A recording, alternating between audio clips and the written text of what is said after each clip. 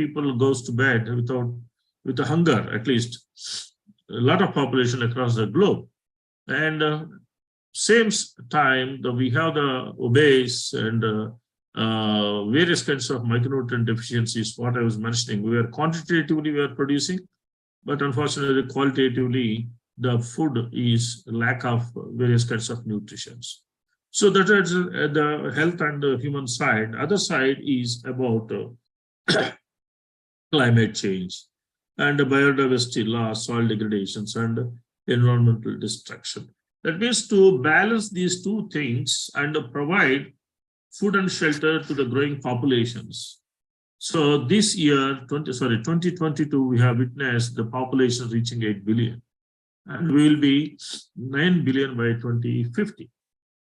At this rate, so when we reach 9 billion by 2050, the predictions are we have to produce 70% more per drop or per centimeter of arable soils, per acre, per hectare, whatever it may be.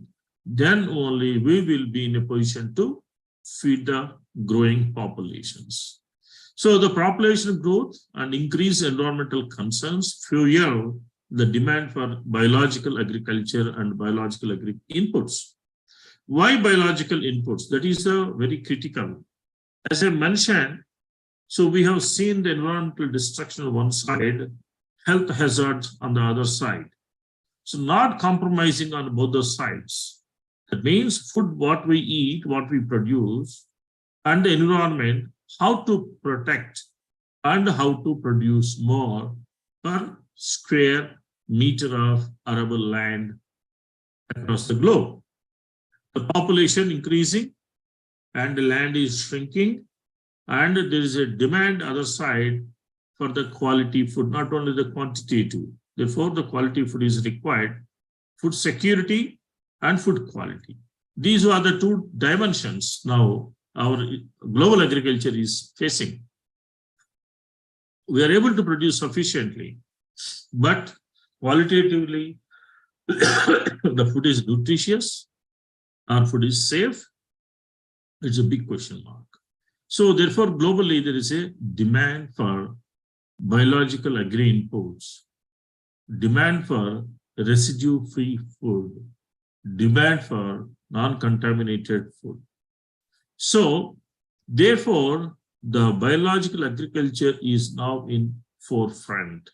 People are talking about organic farming, natural farming, zero budget farming, all leads to the same goal, that is how to produce more to feed the populations with safe and secure food. Therefore, this biological agriculture, though the conceptuality is there, but last decade, last 10 years, people are seriously talking about. Globally, it is a kind of a hot topic across. You name it, anything, natural farming or biological agriculture or regenerative biological agriculture, but all one and the same, where it is an emerging and globally accepted food production systems and environmentally sound and responsive farming methods. So there are a few principles in ways to follow in biological agriculture. That is the balancing between the various components. We have only three components: the physical, chemical, and biological components. They're basically taking care of the soil texture, soil nutrient capacity, and the soil biological diversity. So this is ultimately everyone now focuses on soil, because soil gives the basic foundation for agriculture.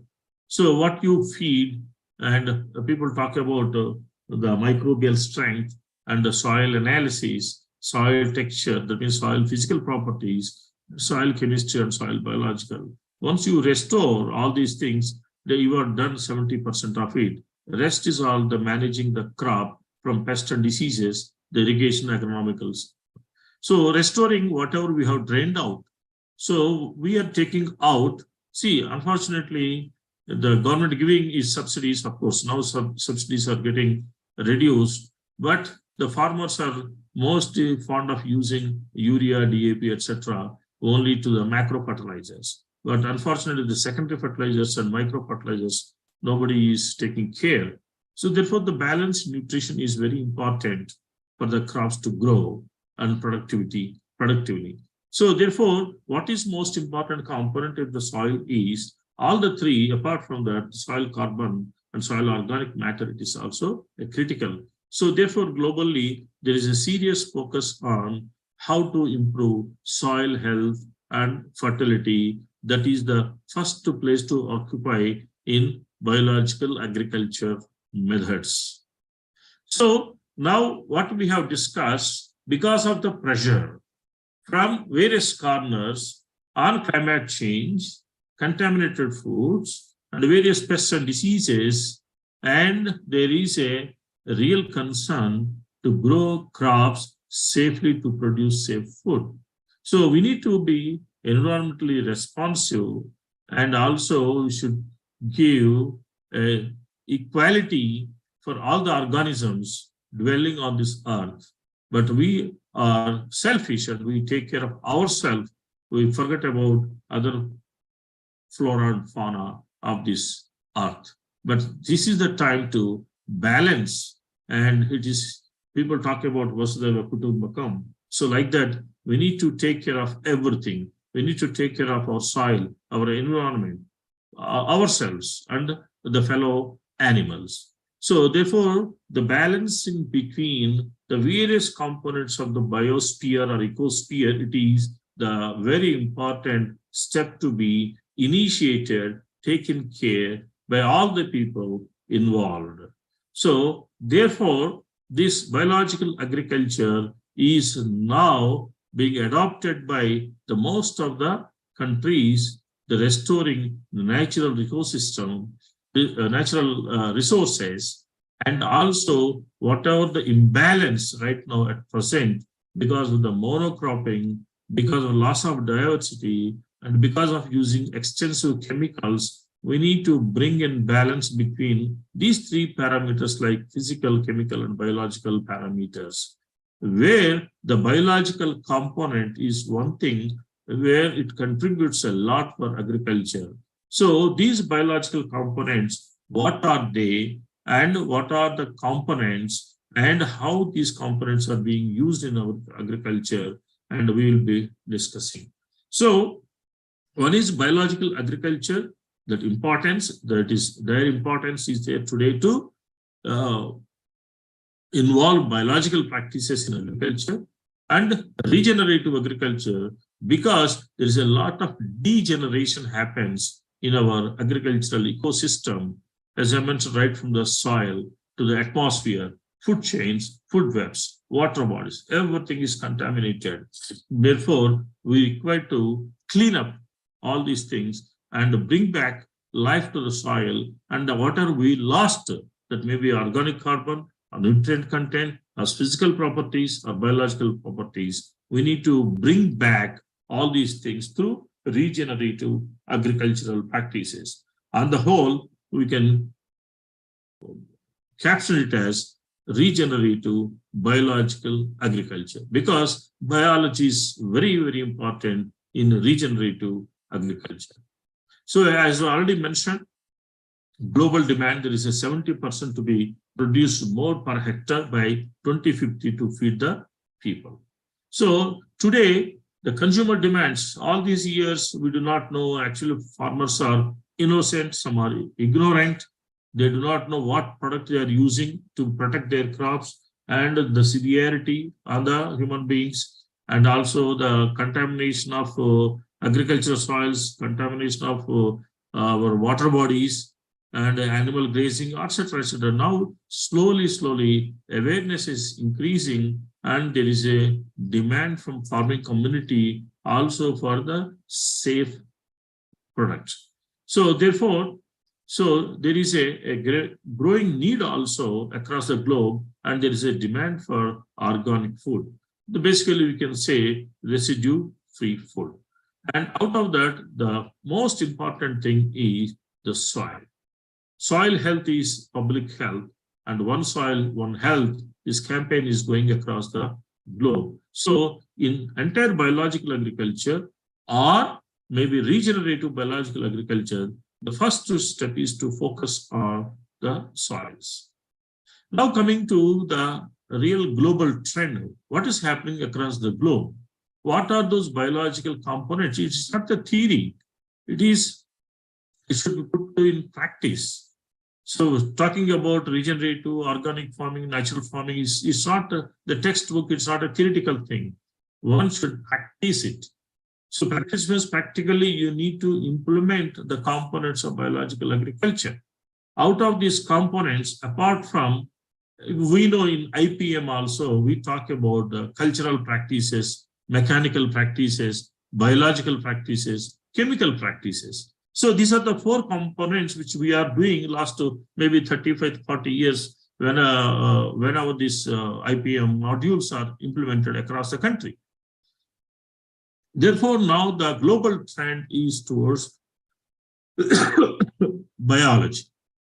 So the concept is simple, straight, how to reduce chemicals, how to reduce chemicals in nutrition, how to reduce chemicals in crop protection, how to reduce chemicals in weed management.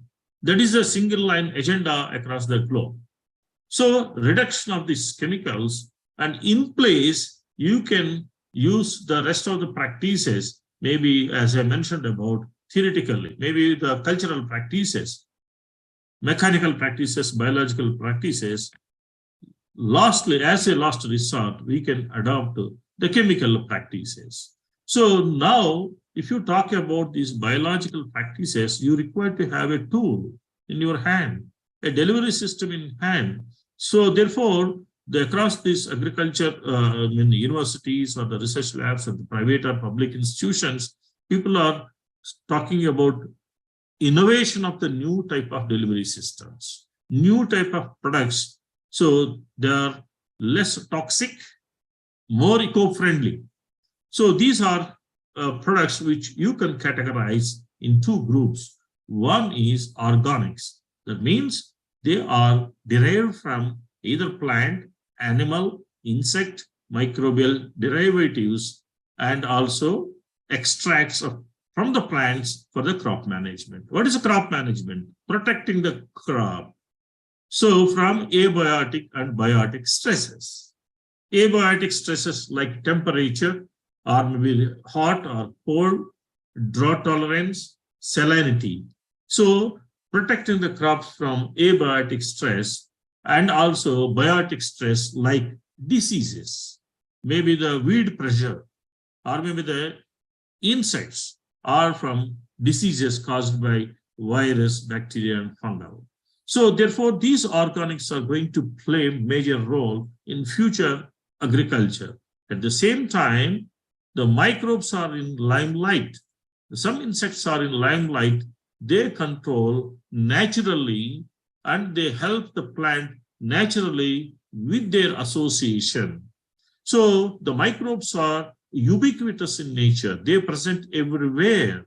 You will see in the air, water, on the soil. And the microbial associations are very critical for living organisms, anyone, even humans. We consist of microbes, every part of our body. The microbes are present on our skin, inside the body tissues, every organ you see, the microbial associations, these microbes play major role in metabolism of the plants, animals, or insects. So collectively, these microbes we can call as microbiomes. That is a different subject altogether. And at the same time, natural prey and predators, parasitoids. Parasites are they are the natural insects. They eat on the various harmful pathogens or maybe the harmful damaging insects. So one side the organics, derivatives from the natural sources, other side the living components like microbes or insects. So these are the major components in biological agriculture, and it is termed as a global trending components. If you see all kinds of agricultural inputs global portfolio, as of now, globally, the agrochemicals from fertilizers, microfertilizers, insecticides, bactericides, viricides, rodenticides, weedicides, and plant growth regulators. So these are in rule last 100 years, and almost totally we forgot the natural resources, especially the derivatives and the microbials. Because agrochemicals played a major role in securing our food, they helped a lot. Apart from the agrochemicals, especially pesticides and fungicides, the fertilizer played a major role, and fertilizer responsive crops played major role. GM crop like a cotton played major role all these years. Now we have seen the flip side. Along with this, we also got a kind of the bad scenario what we are experiencing across the globe, especially the diseases like diabetes and coronary artery diseases and hypertension. This all we can see the graph is going up like anything.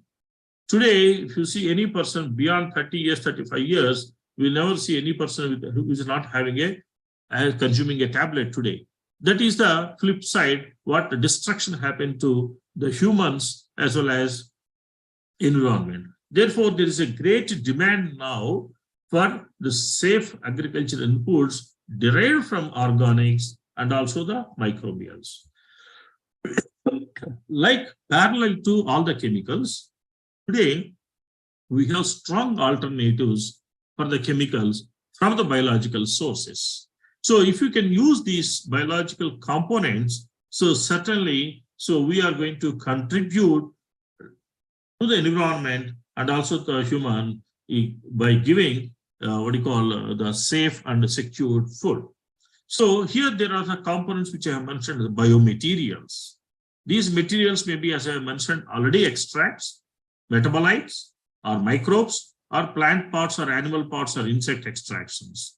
Every product has an impact on and various functions of the agriculture, right from the nutrient acquisitions, or nutrient assimilations, or the nutrient fixations, or nutrient mobilizations.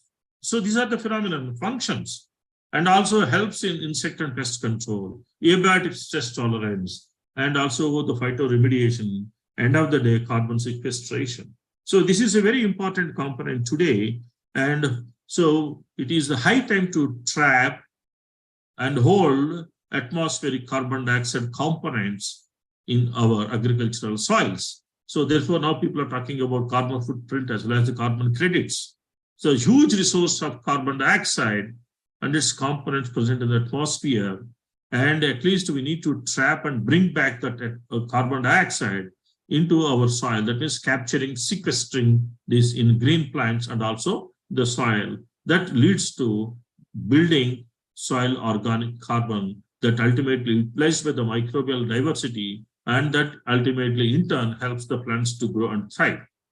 Now coming to biological agriculture and biological agricultural components, I've already mentioned these are the three components inputs: planting material, crop nutrition, and crop protection. But the same thing we call them in 3 Bs: biofertilizers, biopesticides, and biostimulants. So these are the core components of biological agriculture. This apart from the cultural mechanical practices farmers have to follow.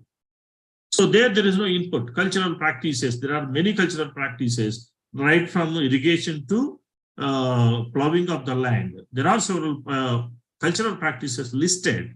Likewise, mechanical practices listed.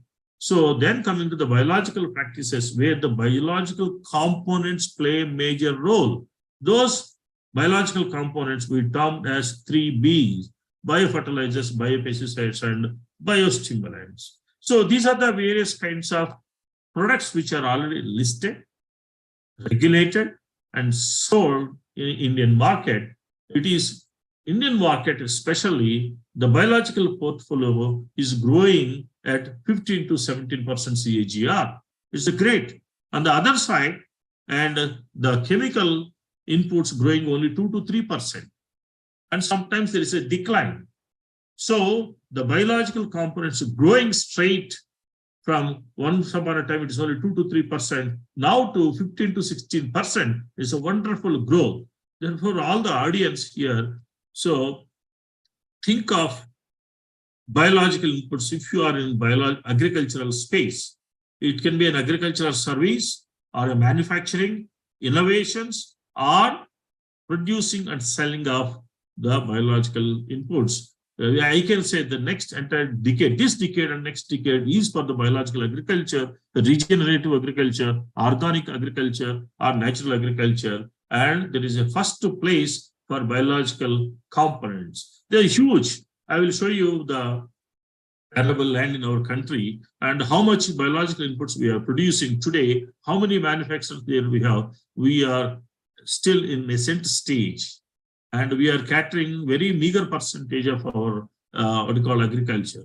So coming to all these microbial, all the agricultural, biological agriculture inputs, we can categorize 3 areas. One is seed treatment or seed priming.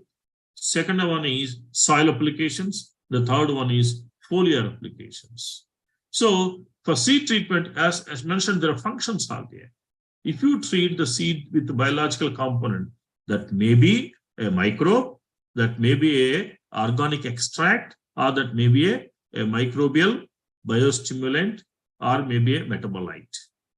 So these are the components you can use for seed priming. So that helps in increasing the germination percentage, improving the seedling vigor, and also suppresses the diseases in the soil. So 2 sides you can see in the blue rectangles, they are from the metabolite side, enzyme side, vitamins, amino acid. On the other side, they are cell-free extracts or the microbials. So likewise, so we have for soil application, soil amendments. The soil amendments are very critical. The first and foremost 2 components, one is the moisture, the second one is organic component, soil organic carbon, soil organic matter. So both are together. So if the soil organic matter is more and the moisture retention capacity is more, and it will be having the water holding capacity and at the same time aeration capacity. So therefore, one should see at least we should have minimum 2 to 3% of soil organic carbon. Unfortunately, our country nowhere we see more than 1.5%. So soil organic carbon is directly proportional to the yield. So therefore, yes, this is another very important business component. See, friends, always wherever there is a problem, that problem can be converted into a business opportunity or service opportunity. So there are hundreds and hundreds of problems we see in agriculture, right from soil, seed to foliar applications, nutrition, disease, insect pest management, weed management, yield components, abiotic stress, biotic stress. There are n number of problems are associated with agriculture. Each problem is a business opportunity. I mean to say that not that 100% business, how we can help our farming community with a product or with a service. And finally, so we have the plant foliar applications for growth, development, disease suppression, and insect control. At the same time, we have the botanicals and microbials. So on the whole, this is the total business around the biological agri inputs. Now, the same thing if you look at inputs by 3 Bs, that is biofertilizer, biopesticide, biostimulants. For abiotic tolerance, I already mentioned about the drought and salt, salinity, biotic stresses, disease suppression, insect control, yield enhancement, the nutrient fixation, solubilization, mobilization, and the nutrient use efficiency. And at the same time, a delivery system is critical here. The delivery system helps the farmer package of practices, like what we give for seed treatment is a separate, and soil application is separate, foliar spray is separate. So therefore, at the same time, these are the various kinds of product portfolios, and they have any product that you can categorize under application, categorize under functions, categorize under delivery system, categorized under regulatory. So these are the 4 categories where one product can categorize. That means application-wise is a treatment, and functionally it is for disease, or delivery system it is a granule, product or liquid, or regulatory it is for the comes under seed act or fertilizer act or pesticide act. So one should thorough with this kind of a classifications, many kind of classifications I mentioned. Seed health is one classification, soil health, foliar health, disease, nutrition. So likewise, insecticides, FCO. So regulatory wise, function wise, delivery system wise, you can have a different kinds of classification of these biological inputs. So therefore, biological agriculture, though it is a concept, but it is having a strong pillar support from the research, innovation, product development, and also supply of biological agri inputs, what I mentioned about 3 Bs. If you can use them judiciously, you also can use the chemicals along with that. They must be a complementary or supplementary. Not on a schedule basis anybody applies. Then we can slowly reduce the chemical part of it, and also we can produce safe and secure food.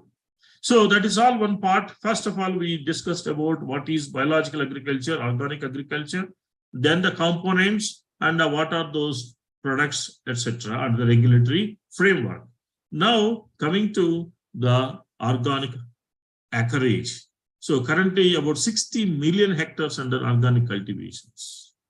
And most of these are all from the developing countries in Asia, especially Asia and Africa. They are going to be the big reservoirs and also big resources for producing vegetables or maybe food grains organically. So there are 110 countries have land used for agriculture is less than 1%, but countries like us, it is blessed. We are blessed with, of course, we have 200 million hectares of arable land we have today. So global organic market, it is 120 billion. The enormous potential is there for the businesses, for everyone, because today, length and breadth in India, we are blessed.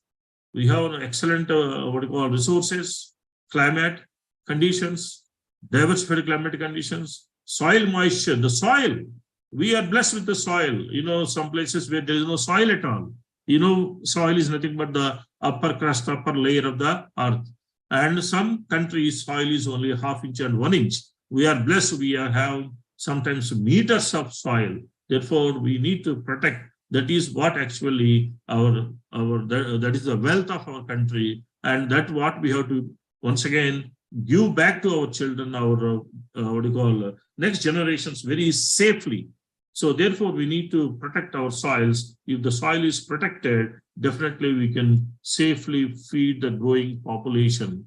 So this is a statistics which I have mentioned. Now at the same time, the global market, I mentioned already, it is growing like 15 to 16% for all kinds of biostimulants, biofertilizers, and biopesticides. So Indian regulation, of course, India now forefront in regulating these 3 Bs, biopesticides, biofertilizers, and biostimulants. They're all under Act. The biostimulants is the new entrant in the Act. There is a clear-cut difference between all the 3 groups. Biopesticides, they're all derived from either microbes or the natural resources. They have the pesticidal action. Pesticidal, they control or they kill the insects. Likewise, fertilizers, they are biofertilizers, you can say. They are once again the microorganism. They can fix, mobilize, or assimilate certain nutrients and helps the plant grow. The third one is biostimulant, that is an indirect action. Any plant seaweed extracts or amino acids or fulvic acids or humic acids, enzymes, vitamins, these are the various derivatives from the natural sources. They will have indirect action, support to the plant growth and development, and also they helps in abiotic stress tolerance. So these are the 3 groups, and now the 3 groups are regulated. Insecticide Act 1968, now it is coming up as a PMB. and the second one is about biostimulants. And these are the various biostimulants which are already listed under Biostimulant Act. And coming to individual products. So these are the individual products which are already recognized and registered under various acts. All belongs to BioAg, biofertilizers, biopesticides, and biostimulants. And so if you look at the markets, how to approach the market and how to identify the markets, and market-led extension is also critical. So these are the various points one should keep in mind before entering into biological markets, either through a delivery system or a product or with a service. So we should have a product, means you should have a very effective composition and a perfect mode of action. How this product shows a particular the positive action on the plant, or maybe how it kills insect, or how it suppresses the diseases, and how the product helps in nutrient acquisition. There is a mode of actions, measurable, qualitative, and quantitative.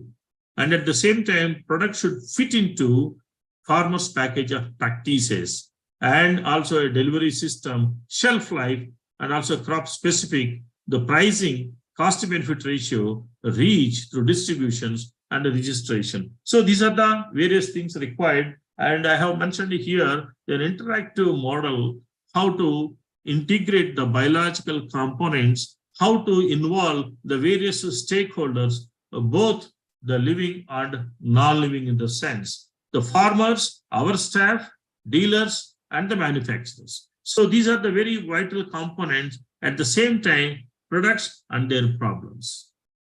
Crops, products, problems. That is one side. Other side, the human stakeholders, the manufacturer, distributor, a dealer, and companies, employees who bridge the gap between the company and the farmer. So these are the various components, very, very important networking. That is critical. Bhupesh, how much time you are giving me? So we have 10-15 minutes. You can continue. Okay. Thank you. Thank you. So now coming to this, I think this is, I was mentioning about the India land under cultivation, 200 million hectares, mind-boggling. And commercialized 110 million hectares. And bio is only 10 million hectares. You see the supply and demand you can generate, the gap. 200 million, okay, forget about that, but 110 million, it is chemicalized. So at least even if you take 5% of 110 million, additionally, that itself is going to be a huge business that give an excellent employment for agricultural graduates or diploma holders. At the same time, that can create so many entrepreneurs. So there is a huge opportunity in biological agriculture space.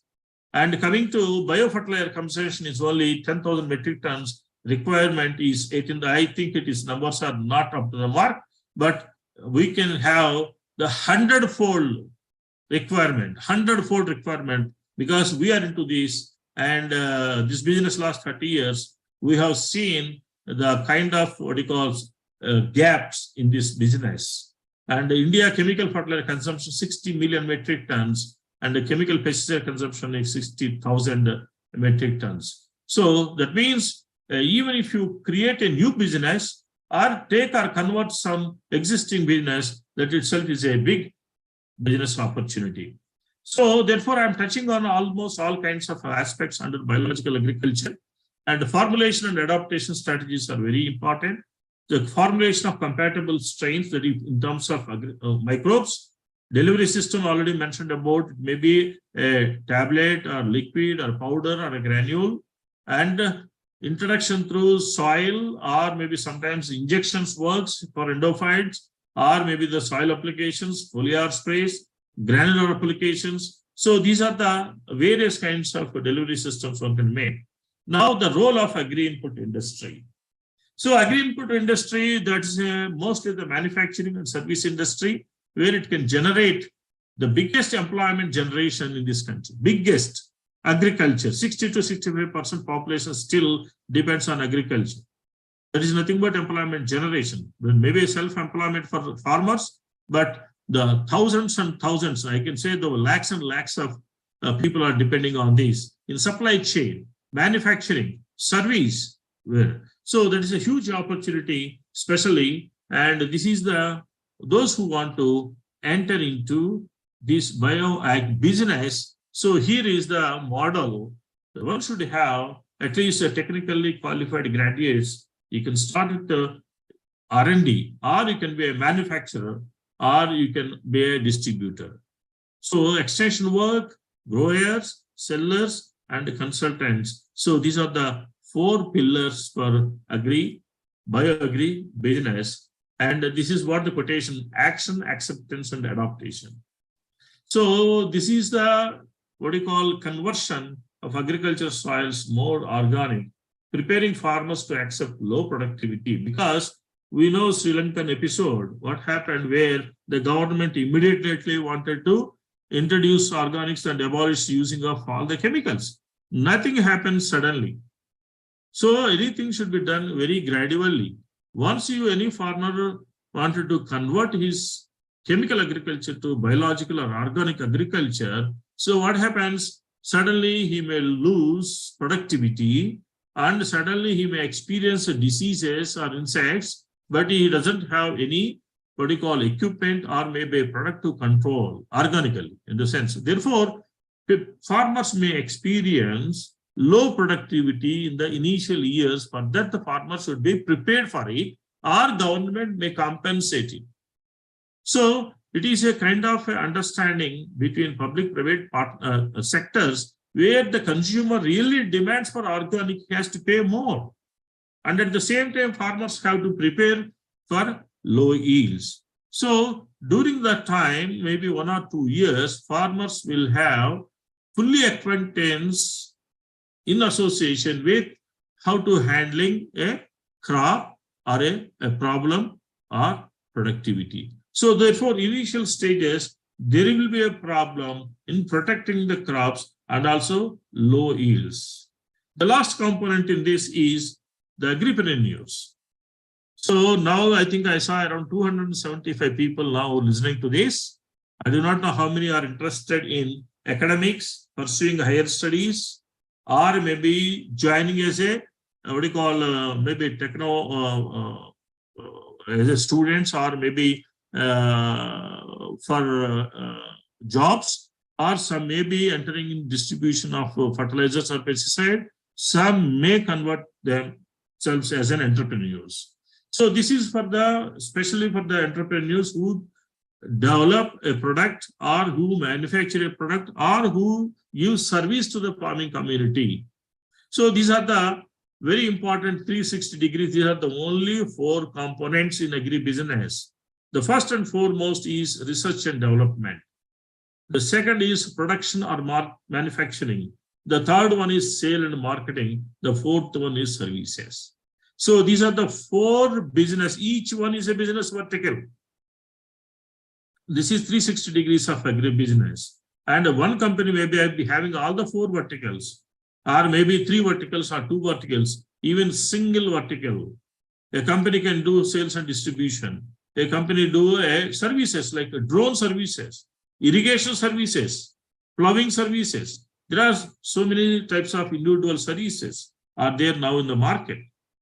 Some environmental services are there. Advisory services are there. Some companies, they strictly into manufacturing production. Some companies into research and development, sales and marketing. So now if you look at globally, most of the big companies, they involve in all the 4 areas. So likewise, a roadmap for the business is a short-term business or mid-term business or long-term business. All depends upon your goals and the essentials. See, entrepreneurship, maybe you may be having your will and wish to become an entrepreneur, but you have to have at least inherent capacities or inherent qualities. You may be the first generation entrepreneur, but you have to have the zeal. One should turn the page and learn the things. That is the first thing anybody has to do, turn the page and learn the things. So these are the various entrepreneurial characteristics which I have mentioned here, right from the inbuilt potential. One should recognize self-potential. Yes, I can do. That means you can definitely do, where you can have your own pathway paved by yourself. So these are the various things which I have mentioned here. And coming to the business fitness, where you are, what is your strength, the knowledge, the financial strength, the resources, and your vision. So the first and foremost is, what is your vision? Your fitness for the, oh, I am happy with the academics. I am happy if I get a job in a college, or if I enter into any sales and marketing representative or sales officer. It all depends upon one's individual perception. So, but this is the where you have to cross-check yourself where you fit into. So that means it's a product fit or business fitness or business model or market, something like that. And as I mentioned about this, all passion driven. You should have the belief in yourself or belief on your guru, whoever mentors, and especially for first generation entrepreneurs. So this is what actually the requirements. These are the guys who are the creators. You see, the government of India initiated Make in India, and also startups. 20,000 plus startups are there today. Over the period of some 3-4 years, we have seen entrepreneurship across. A lot of people are coming out and starting some enterprise. So these guys should have the minimum quality. They are the wealth creators. You know, the SMEs are the health creators for the company, not the big MNCs. The small MSMEs are the real wealth creators for the country. So this is what actually I have captured here. And this is very important for the startups, the small or medium or something like that. Before anything, whatever you have idea generated your main, you should put it to the survey, or you have to have the market intelligence, then planning, and you should have all kinds of resources. Human resources is very, very, very, very important. Human capital. At the same time, one second. Sir, good. Sir, I'm in a meeting. I will call you back. Okay, sure. I will call. Yes. Please, sir. Thank you, sir. Thank you. So happy to receive call from Dr. Suresh Malhotra, ex-Commissioner of Agriculture. Yeah. So finance and strategy, sustainability, these are all, of course, very difficult to understand for startup entrepreneurs. But those second generation entrepreneurs, definitely they understand this. But here it is the critical thing, various developmental stages in start. So from ideation and reaching the target, first one should have the zeal, passion, and also ambition. The goal is most important. Ideation to concepting, commitment, validation, scaling, establishing yourself. And you will be moving towards achieving your targets. So during this growing, you will acquire the skills. Nobody is having inbuilt skills except 1 or 2. But these are the skills you have to acquire. So once you want to become an entrepreneur, the leadership qualities you must have. Because it's not one person's job. You require to build the teams. And also you should be flexible. Time management, troubleshooting, collaborations, communication, networking, persuasions. So these are the various things you step by acquire during your entrepreneurship.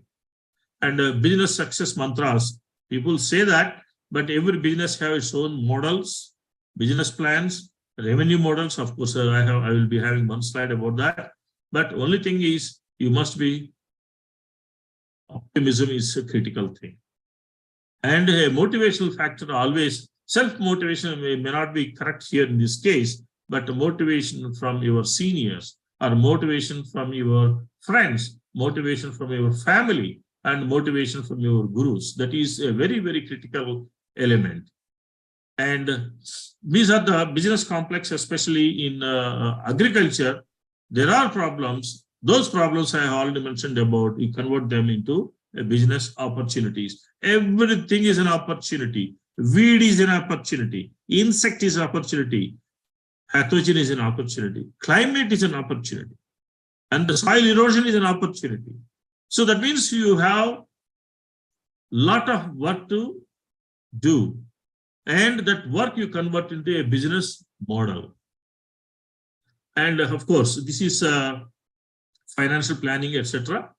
And of course, this is the entrepreneur development program. Every university, tomorrow we are conducting one such program in PJTSU, that is Telangana State Agriculture University. So like here, around 500 students, BSc, MSc, PhDs, even postdocs are participating on entrepreneur development, so that our organization, BIPA, BioAgri Input Producers Association, that is called BIPA, India.org, that is our website. And you people, anyone interested, you can just log into it. You understand our activities. That is a NGO and not for profit organization. So this we have established in 2003. Since then, we are helping the farmers, entrepreneurs, dealers, distributors, everyone, especially in biological agriculture. That is one of the oldest bioagri associations in the country. So that's all about it. And the take home, as I mentioned about what is your business model. If you talk about biological agriculture, you must understand what is it, why is it, and what are the components. Then followed by your strategy, your business plan. Once you have the business plan, you have to have the financial modeling, then sales and marketing and expansion programs. With this, I thank Agmatrix giving this opportunity. So thank you so much. Thanks for your patient hearing. Sorry for the trouble in the initial times with networking. Thanks a lot. Thank you very much, Dr. K.R.K. Reddy, sir. I personally really like the part where you told us how agriculture is one of our greatest success, but is also a major source of environmental damage. And all of your presentation, I think it was really backed with proper facts, informations, and statistics. We really like that part, sir. We thank you for sharing your knowledge and presenting a comprehensive view of advances in bioagriculture. We sincerely thank you for taking out some time from your busy schedule. Before moving forward, we'll answer a few questions that we have from the participants in the chat box. So I'll read out the questions to you and I would request you to please answer to them. Okay. The contamination in biofertilizer can reduce the soil fertility. See, it is actually a double-edged sword. Contaminations, what kind of contamination? It is a pathogenic or non-pathogenic? Not all the organisms are pathogens. See, once the biofertilizer means it is scientifically produced biofertilizer.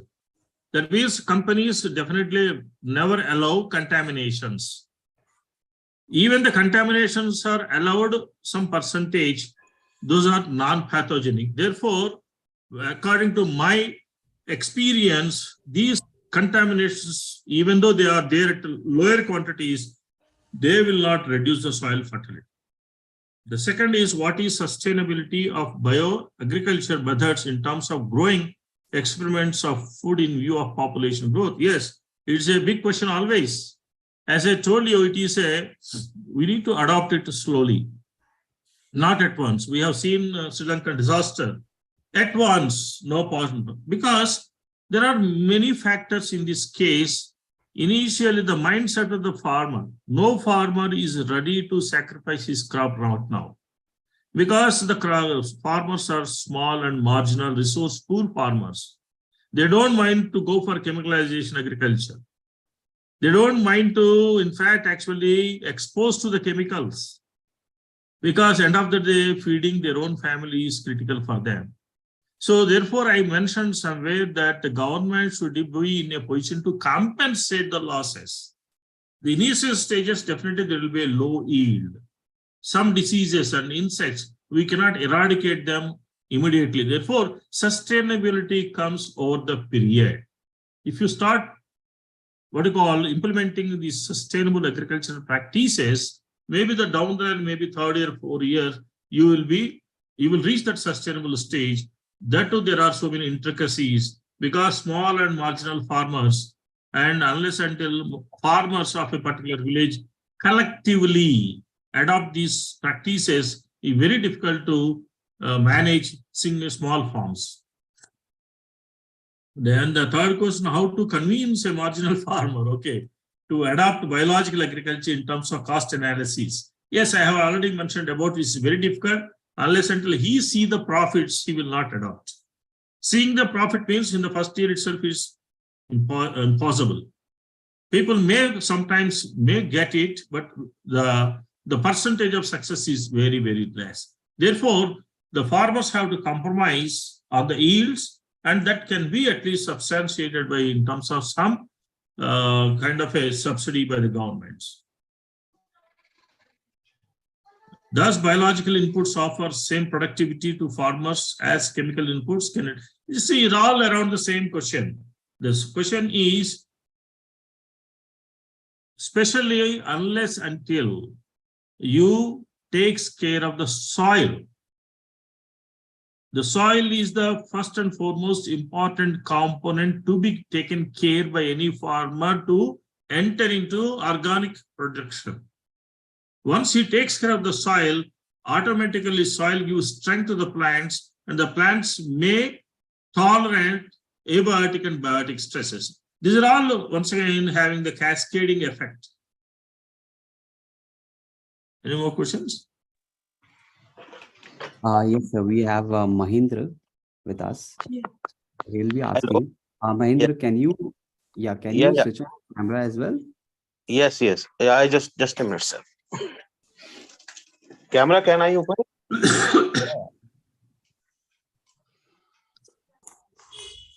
I should join as attendee, right? Yeah. So if not possible, then it's fine. You can ask your question. Yeah, actually, I just want to know one thing. I am working with the farmers in different part of India for the organic farming. I have one problem for the farmers is like that. The organic, you can say biopesticide, biofertilizer, and there are some on-farm prepared inputs. They are not so much effective in the field. That's why farmers are using chemicals along with that.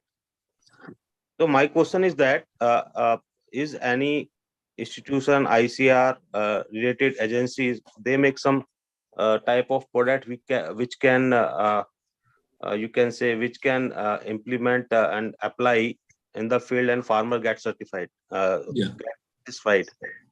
It is more than products, it is the practices to be adopted.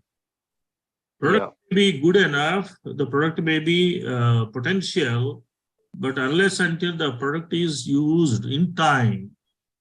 Okay. If most of the products are biological in nature, maybe having the extracts from plants, animals, or maybe microbes, or maybe the living organisms. Mm-hmm. These are the two types of products in biologicals. And also, we do not have solutions to every problem in agriculture. Okay, as far as my knowledge goes, we have an excellent products for soil treatments, because soil is where we can manipulate. But the foliar environment is very difficult because it is. The second is, before using any product, it's not once again by schedule base what time you are applying. Suppose if you are applying a biofertilizer for seed treatment, the cost benefit ratios will be very, very high instead of using soil applications. Because so once the seed germinated, the root comes out, whatever the biofertilizers, they start protecting and forming a shield around the root and helping it, rather than applying the same biofertilizer once the crop is established. Therefore, time of application, the dose of application, these are two important factors in biologicals. Therefore, most of the, unfortunate I have seen in the market, only once the product goes out of our laboratory, it is not in our hands. Because the storage is not in our hands, usage is not in our hand, and also dosage is not in our hand. Though what we say that don't mix with the chemicals, but unfortunately every farmer is habituated to make a cocktail. He mixes fertilizer, pesticide, and biofertilizer, everything he uses. And Yes, yes. he applies even in the hot sun. So there are intricacies. Biologicals means biologicals where the dosage is important, time of applications are important. If you look at ICR systems or state agriculture systems, where the package of practices are very, very critical. We cannot compare the biological practices to the top of the chemical practices. So therefore, one should understand the criticality, the type of product, nature of the action, it is critical. Yes, sir. Right. Sir, I just supplementary question along with this. Yeah, Can I ask, sir? yeah, please. Yeah, actually, मैं sir Hindi में बात करना चाहूंगा because there are some मेरे साथ कुछ किसान भी हैं जो मेरे साथ अभी जुड़े हुए हैं. तो एक्चुअली क्या है कि हम लोग ना ऑर्गेनिक सर्टिफिकेशंस वगैरह करते हैं and for European union and for USA. तो अभी जो करंट सिनेरियो जो प्रॉब्लम ये आ रही है कि हमारा जो प्रोडक्ट्स हैं, इंडियन प्रोडक्ट्स हैं, वो यूरोप के अंदर क्रिटिकल साइट्स हो गए हैं. तो India is a critical site for the Europe. So See, they I assume understand that problem. Unfortunately, that is our problem, not the international problem. That is a problem of our growers, problem of our certifying agencies. I understand, sir, because actually, Yeah. yes, I just added one thing more. This is definitely a certification body problem. I agree on that. But the problem is that जो हमारे किसान है ना sir, जो अभी यहाँ Yes. Namami Gange और जो हम यूपी से हैं, तो यूपी के अंदर नमामि गंगे चल रहा है और NRLM करके प्रोजेक्ट चल रहे हैं और Yes. मोदी साहब ने प्राकृतिक खेती के प्रोजेक्ट चल रहे हैं. तो प्रॉब्लम क्या आ रही है सर कि हम लोग अभी क्या कर रहे हैं कि जो फर्स्ट ईयर में है तो उसके अंदर हम लोग थोड़ा बहुत केमिकल है और ऑर्गेनिक, तो हम लोग उसको एक यू कैन से मैनेज कर रहे हैं किसी तरीके से. Third year we can do 100% organic practices on the field. So ये हम लोगों ने सोल्यूशन निकाला है कि बिकॉज एकदम से अगर हम ऑर्गेनिक के लिए उसको पुश करेंगे ना तो सर प्रोडक्शन डाउन हो But रहा the है. problem is, Ms. Mahinder, the problem is our people wanted to sell from the first year itself. या वो सेल कर, सर प्रॉब्लम क्या है ना सर, मार्केट नहीं मिल रहा. जो जो कर रहे हैं, जो किसान हमारे साथ जुड़े हैं ना सर, तो उनके साथ प्रॉब्लम ये है कि आई जस्ट बहुत ही मैं वर्ड यूज करूंगा कि that industries looted our farmers. तो वो जब लूटने में लगे, maybe we will debate that in another forum. Yeah. Because I have some understanding about that. The first and foremost thing in the conversion time, always why should we talk about 100% organic? Why not we talk about less residue or residue free product, something like that? There must be some gradation. We should be able to push our product like that. 100% organic, it is very difficult to achieve it. Definitely, sir. That's why we are focusing on reducing the using of pesticide in the field. So we are planning to reduce the pesticide.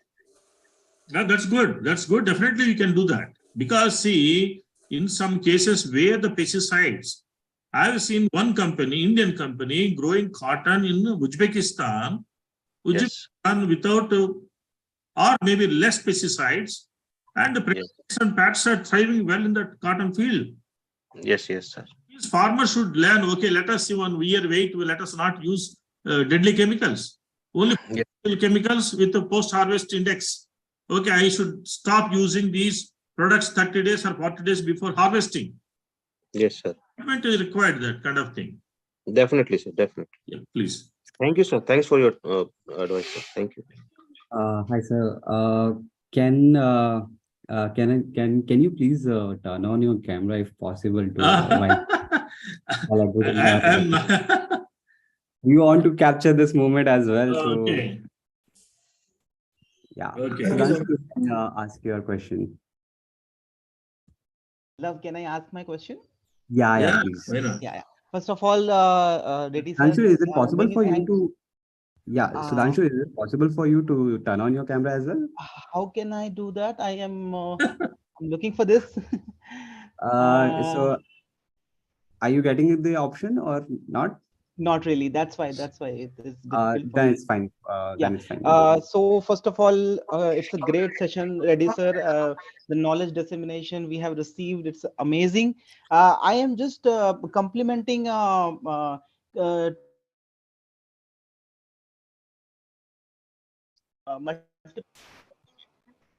multiple times. We want our farmers are asking for that references, sir. Like when you go for the on-farm based inputs, they want to know that what is the reference for any bio inputs you are referring to. So farmers in Maharashtra, actually, I'm working in organic from last 10 years. Yeah, yeah. So farmers keep asking this. Okay, if you're referring that you're gonna put NSKE in the field, what is the reference that it will kill the farmers? There are definitely good results of this, but they want that when they refer to the any chemical input, there are the reference that okay, this is the measurable number, and this is how it impact. But in our case, it is quite difficult to convince farmers, sir. So It we is want not, to use. I don't know, what is your affiliation? Your affiliation? So actually, I'm development professional by Okay. that, but I'm working in But organic. anyway, see, I understand your question. The responsibility lies on the local KVKs and state agricultural universities, or that region agriculture university, not you and me. Right, sir. Right, They sir. should be in a position to take mission mode projects and make the farmers eyewitness the developments and the comparisons and how to achieve sufficient yields using organic practices. Very true, sir. Very true. Because now, the NCOF, National Center for Organic Farming, that is renamed as National Center for Organic and Natural Farming. So likewise, I think this is we are in transition period in say. People are talking about organic farming, IPM, everything. But there is after COVID, there's a lot of enlightenment for everyone. Right, Let us increase our immunity, or let us use residue-free food, something like that. So therefore, now I think definitely the demands are there. According to demands, regulations also will see. Sure, sir. Sure. Thank you, sir. Thanks for the answer, and it's a wonderful session, sir. I love this. Yeah. Thank you. Thank you so much, Sudhanshu, for your question. Thank you so much, sir, for answering all the questions and being here with us today. Thank you, sir. Thank you. Bye-bye. Thank you, sir. Thank you, sir. Moving ahead, it is our immense pleasure to welcome Dr. Anuj Chaudhary, Assistant Manager, RD&T, Prithvi Life Sciences. Sir has earned his PhD from North Maharashtra University. He has a rooted experience in the formulation development of biofertilizers, fortified biostimulants, microbial metabolites, plant metabolites, green solvents, herbal extracts, organic products, bio-based products, bioorganic fertilizers, soil health, stress management, PGPR, specialty nutrients, prebiotics, and vitamins. Let us learn from him how microbial action inputs is the future of global agriculture. Over to you, sir. Thank you, Bhupesh, for the introduction. And my screen is visible? Not yet, sir. Yes, sir, it's visible now.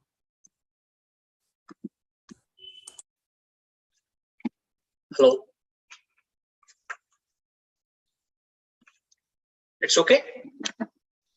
Yes, sir. Yeah. So, thank you, Bhupesh, for the introduction. And I congratulate Agmetrics for arranging and giving this opportunity for the forum, to creating a forum for the speakers and the the learners for the agri industry.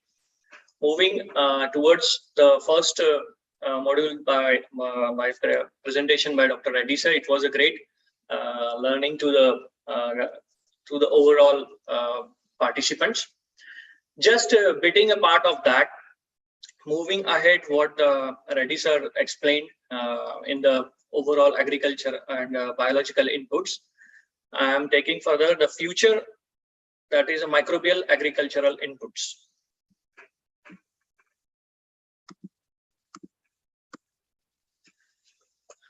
So basically, we are having content of introduction, global mega trends and opportunities, biological inputs in agriculture, microbial agriculture inputs, biofertilizers, current challenges, limiting factors, and emerging trends in both biocontrol, current challenges and emerging trends.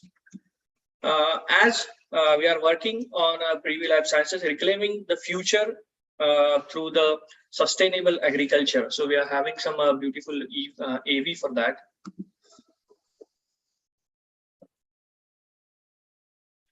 To safeguard the environment and to give this planet a future, we are working on a campaign, or we are working on some initiatives for future generations, to prevent the planet for our future generation, and to grow enough good food to feed a growing population, and with a holistic approach of a farming. So eco-friendly, climatic smart and resilient agriculture, we are reclaiming the future through our campaign calling Re-Earth. So we are redefining the agriculture through innovations. In that, we are working on some biorational elicitors, biostimulants, immunity boosters, specialty nutrients, and products for soil health. As we all know that the globe is facing a lot of mega trends and challenges, which can be processed as a risk and converted into opportunities. The major mega trend is climate change. Stresses due to this climate change, various stresses are there, and focusing to agriculture, the water stress is there. And next is the main soil degradation. So effect of climate change on agriculture inputs. So global population growth possesses a threat for food security in era of an increased ecosystem. Degradation, climate change, soil erosion, and biodiversity loss. In this context, harnessing the naturally occurring processes, biological processes, giving a provident soil and plant associated present promising strategy to reduce the dependency on the other agrochemicals. These challenges are growing to the lower crop yield, nutritional quality, increase in pest and plant diseases. It is predicted that declining global crop productions around 2 to 6% with each decade, which increasing the food security in the poorer communities of the globe. So these climate changes has lowered the soil organic carbon content, around 70% of soil having a soil organic carbon less than 0.5%, increase the soil alkalinity and acidity. The soil is getting polluted, declining fertilizer use efficiency, and emerging micronutrient deficiencies. These all are attributing to the yield loss around 10% annually. Majorly, we are focusing on the factors affecting the agriculture, from the biotic, physiographic, socio-economic, and the modern factors, climatic factors, and edaphic factors. So for the biotic, disease, pest, and pathogen weights are the key factors affecting the agriculture yield and crop productivity. This is a well-known slide. What are the biological products are going in the agriculture by Dunham Trimmer. So all the biological inputs are divided into categories that biofertilizers, biostimulants, biological control products, converting biopesticides and microorganisms. In biofertilizers, we are having microbes, that is the microbials used to enhance the plant nutrient uptake from soils. Nitrogen fixing bacteria and others include mobilizing micronutrient mobilizers, and biofertilizers to regulate under stress. Next is the biostimulant, which can categorize to biotic stress management, as the regulations are recommended by government. These comes under amino acids, microbials, plant extracts, organic acids, seaweed extracts. The biostimulants are seaweed extracts make up the largest segments in this group. The microbials, primarily bacteria, often used as a soil treatment, and organic acids, humic acid, fulvic acids used in biochemicals. In biopesticides, it divides into biochemical and microbial. So semiochemicals, plant extracts, minerals, plant growth regulators, and organic acids in biochemicals. And in microbials, the bacteria, fungus, and other forms of microorganisms. In biochemicals, plant extracts, minerals, and other PGRs or semi-oleochemicals acting as a biopesticides. Largest challenges to plant extracts is to manufacturing consistent quality in the active ingredient form.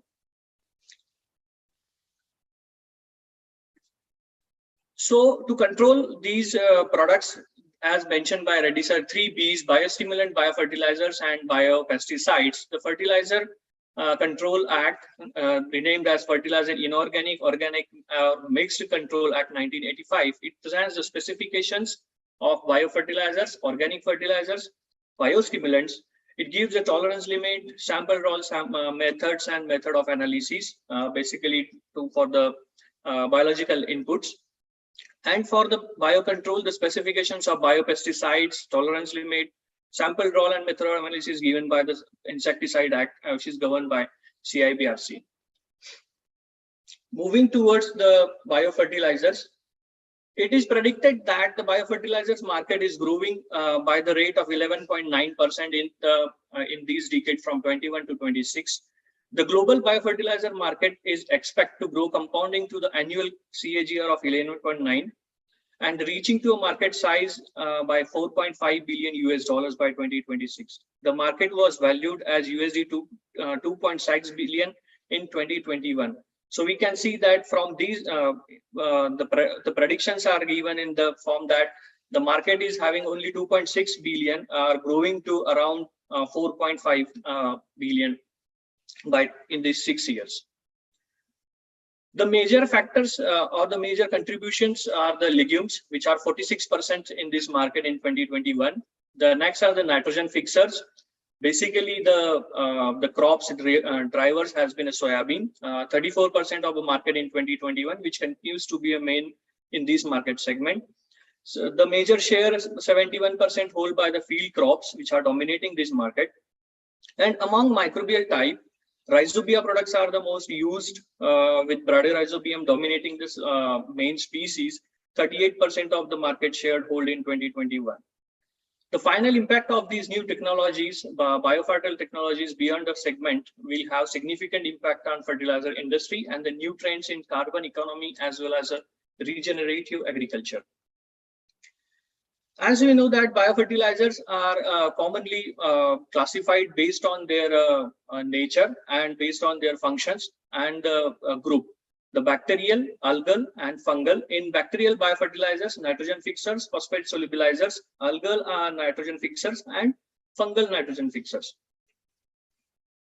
The classification next based on its functions. Those are able to fix the nitrogen, those are able to mobilize the nutrients from soils to the plant, and the organic matter decomposers.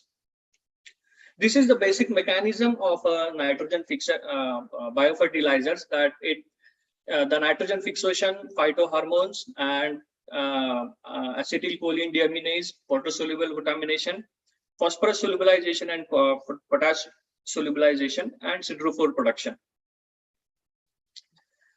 The central dogma releasing that microorganism, plants, and soil, the root extrudates direct mechanism, the nutrients and organic litter, and metabolic activity are the indirect mechanisms of these biofertilizers. Biofertilizers are grouped, as I mentioned, so I'm not putting in that free, but yes, nitrogen fixer biofertilizers are free living, symbiotic, and associative. Phosphorus solubilizing biofertilizers, examples known as a bacillus. Then potassium mobilizing biofertilizers, majorly the mycorrhiza. Then biofertilizers of microinputs for micronutrients, that is silicate and zinc solubilizers are the latest trends in the agriculture industry, and plant growth promoting rhizobacteria. Production of these biofertilizers from plant scale to industrial level. Initially, the mother culture, then the slant preparation, and from its the broth. For the small scale preparation, the slants are converted into the flask, and the mass production of bioproducts fertilizers is divided into 3 stages. That is culturing of a microorganism, processing of a carrier material, and mixing the carrier to the broth culture, and then further packaging. If we go to the large scale production, the broth is transferred to a fermenter for the large scale, and further, whether it is a flask or a large scale fermenter, the both quality checks are happened. Then these broths are blended with sterilized carrier material, that is peat, lignite, or any, and these culture packed in a plastic bags, curing control at 25 degrees Celsius, and then post-cultural quality checks, and then dispatched to the farmer for the applications.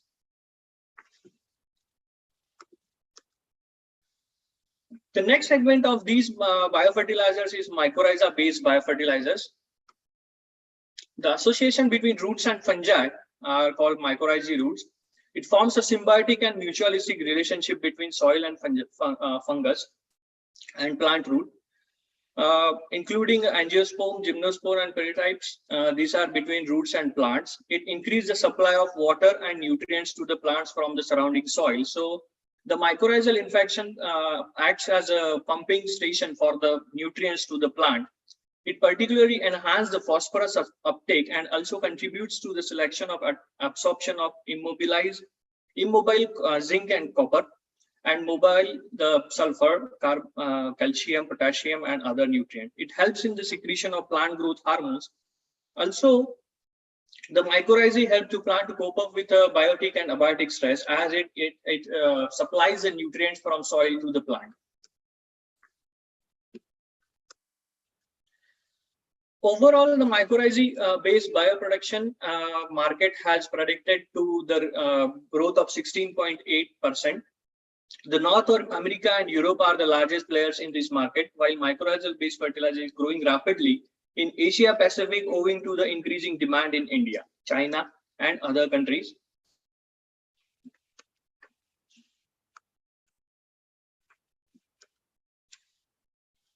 So basically, the list of commonly produced biofertilizers in India: the Rhizobium strain, Azotobacters, Azospirillums, the phosphate solubilizers. There are 2 bacterial strain fungal species and the bacteria, the blue-green algae, and the mycorrhizae. The crop suited for this is legumes like pulses and groundnut for Rhizobium. Azotobacter having the yield of 10 to 15% yield increase and adds to 20 to 25% kg of nitrogen per hectare. The commonly used and popularly used biofertilizer are phosphate solubilizers, the soil application for all crops, and the benefits are usually seen in 5 to 30% of yield increase, and it can be mixed with any other compatible materials. The next is mycorrhizae. Many trees and some crops, some ornamental plants are crop suited. Benefits of it: 3 to 50% of yield increase, enhances uptake of phosphorus, zinc, and sulfur, and usually inoculated with seedlings. Current challenges and limiting factors of biofertilizer applications. That are the major constraints and limitations are technical constraints, marketing constraints, biological constraints, and field level constraint, and last one is the financial constraint.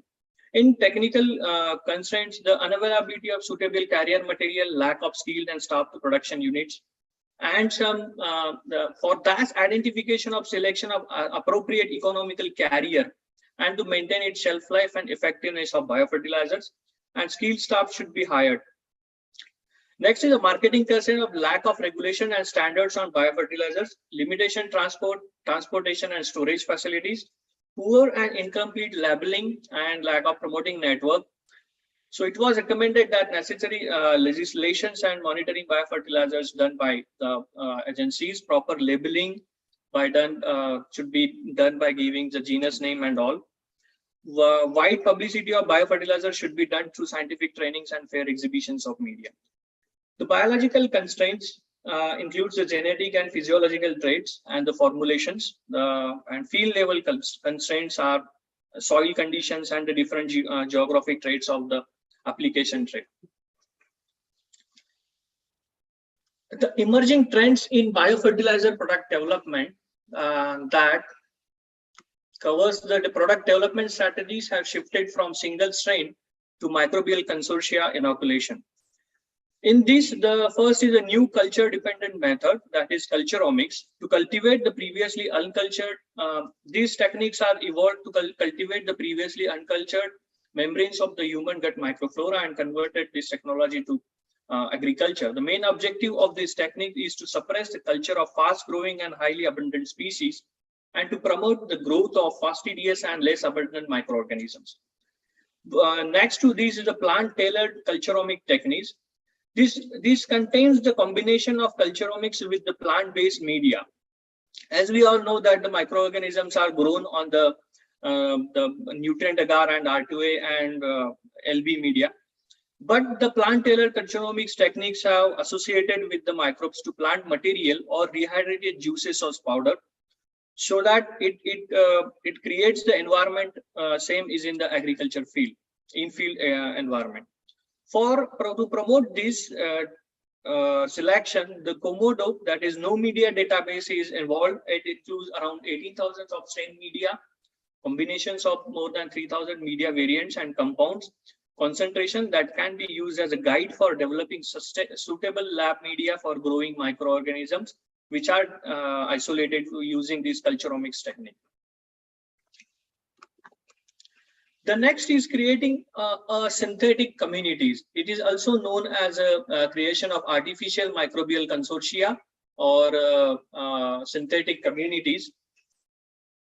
In personalized microbial inoculants and plant probiotics, this concept is inspired by the concept of personalized diagnosis in medicines. So based on that, as a one formulations applied for the all fields seems to be unrealistic, as each field and each geographic territory is different. So we have produced the personalized microbial inoculation based on which are required for the soil.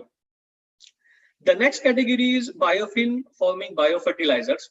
The biofilm consists of associated microorganisms either from a single or multiple species adhering to the biotic or abiotic surfaces in a cell-produced matrix or extracellular polymeric substances, that is called as a EPS.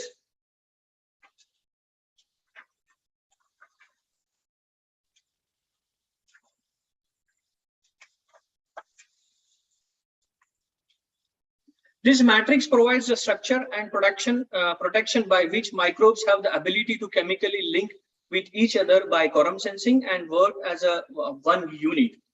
So the structure protection by which the microbes have ability to chemically link is used as called as a quorum sensing, and it works as a one unit with each other.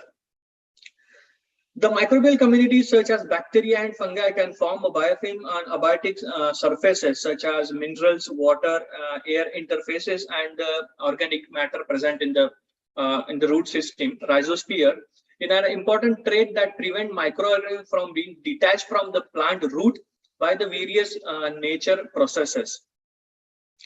These trends have emerged a new inoculation strategy to improve biofertilizer efficacy as well as to sustain the soil fertility. The biofilm fertilizers have potential application to improve the ecosystem functioning and sustainability, which includes the enhancing soil fertility by protecting the host plant under the adverse conditions. However, the formulation development requires high skills and technologies for that. The next emerging trend, the overview of a biofertilizer development workflow using this co-culture and SYNCOM or top-down and bottom-up approach. The potential candidate microorganism to commercially application have 4 novel approaches. That is a single strain inoculant obtained using emerging culture-based method, that is a culturomics or synthetic microbial communities, obtained from bottom-up approach, whole microbe recovered from the natural or engineered ecosystem, that is a top-down approach.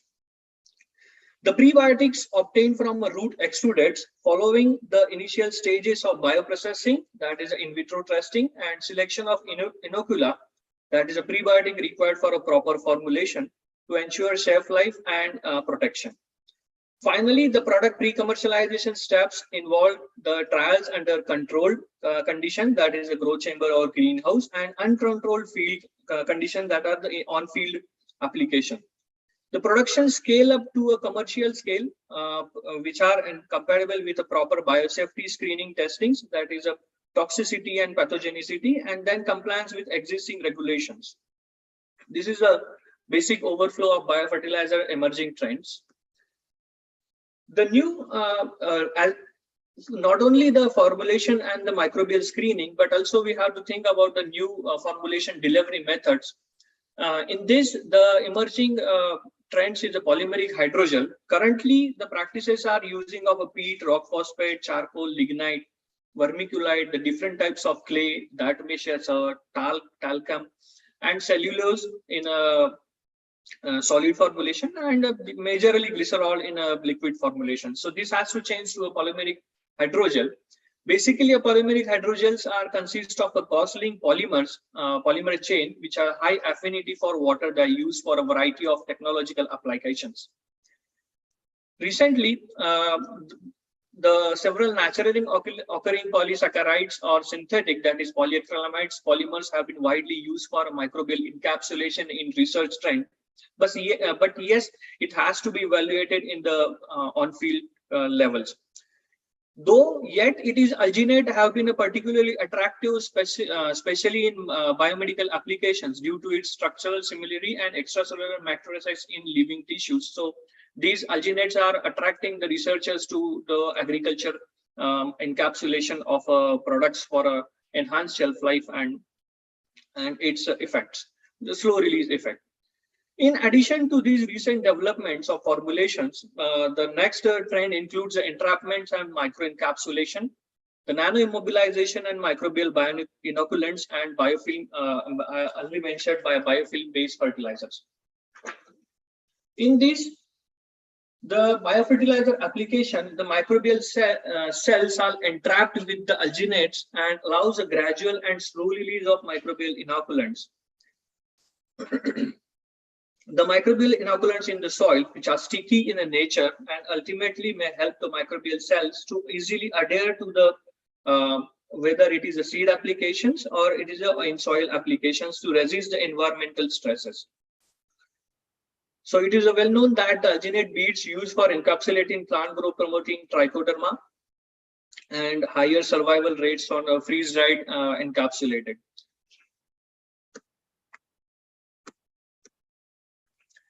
More and all these synchronous or artificial cell culturing techniques and all are cumulatively giving the emerging trend, that is the microbiome. Initially, it was a single isolate, and currently the consortia is widely used in the microbial agriculture communities. The microbial is a potential significance of a beneficial microbes in a sustainable agriculture. The plants and the soil harbors of millions of microorganisms, which collectively forms a microbial community known as the microbiome. An effective microbiome can offer some benefits to its host, including plant growth promotion, nutrient use efficiency, and the control of pests and phytopathogens. So basically, it is the holistic approach of a product development, that not to go with the single cell, but to go with the consortia, and by adding these synthetic and microbiome techniques. Besides of biofertilizers, next is a biocontrol agriculture and microbial inputs. It is estimated that the biocontrol market has nearly doubled the size in last 5 years. The report found that the global biocontrol market growing 15 to 17% of cumulative growth. By 2029, the industry projects the global biocontrol market will exceed of 15 billion. This is an amazing achievement for an industry which did not reach to 1 billion global sales until 2010. So the major issues in the soils are fungus, bacteria, viruses, and nematodes. We are also focusing on the foliar diseases, that is leaf spot. The common pathogens of leaf spots are Alternaria, Cercospora, then leaf blight causative is by Phoma, and Anthracnose causative by Colletotrichum. As the major focus and the soil-borne pathogens consisting of Fusarium, the club rotting, Phytophthora, and bacterial wilting. So biopesticides are divided into botanical, biochemical, and microbial pesticides. In botanical pesticides, the well-known neem and various essential oil and plant-based extracts are used, while the microbial pesticides are divided into fungus, bacteria, viruses, and nematodes and protozoa. The well-known fungi are entomopathogenic and antagonistics, the Trichoderma viride antagonistic fungi, and bacteria, entomopathogenic bacteria, popularly known Bacillus species. Conventionally, the mode of actions of these biological control agents are antibiosis, siderophore production, and increase the plant defense mechanism by induced systemic resistance or systemic acquired resistance. The popularly known biopesticides are Trichoderma. The Trichoderma exerts all these three types of mode of actions. So, what is the driving need to innovate in a biocontrol formulation development, and what slows the adoption of biocontrol agents among the farmers? The first barrier is seen as a limited efficacy when compared to the chemical biocontrol agent, chemical pesticides. The second is in a comparison of a chemical or in comparison of other control agents, the biocontrol agents are seems to be expensive. And third is the lack of information, awareness, and knowledge in the trial results. So cumulatively, these are the forces which are driving the research and innovation in these technology, in this biocontrol technology. The research innovations in microbial biocontrol are cumulatively come up to a peptides, antimicrobial peptide research.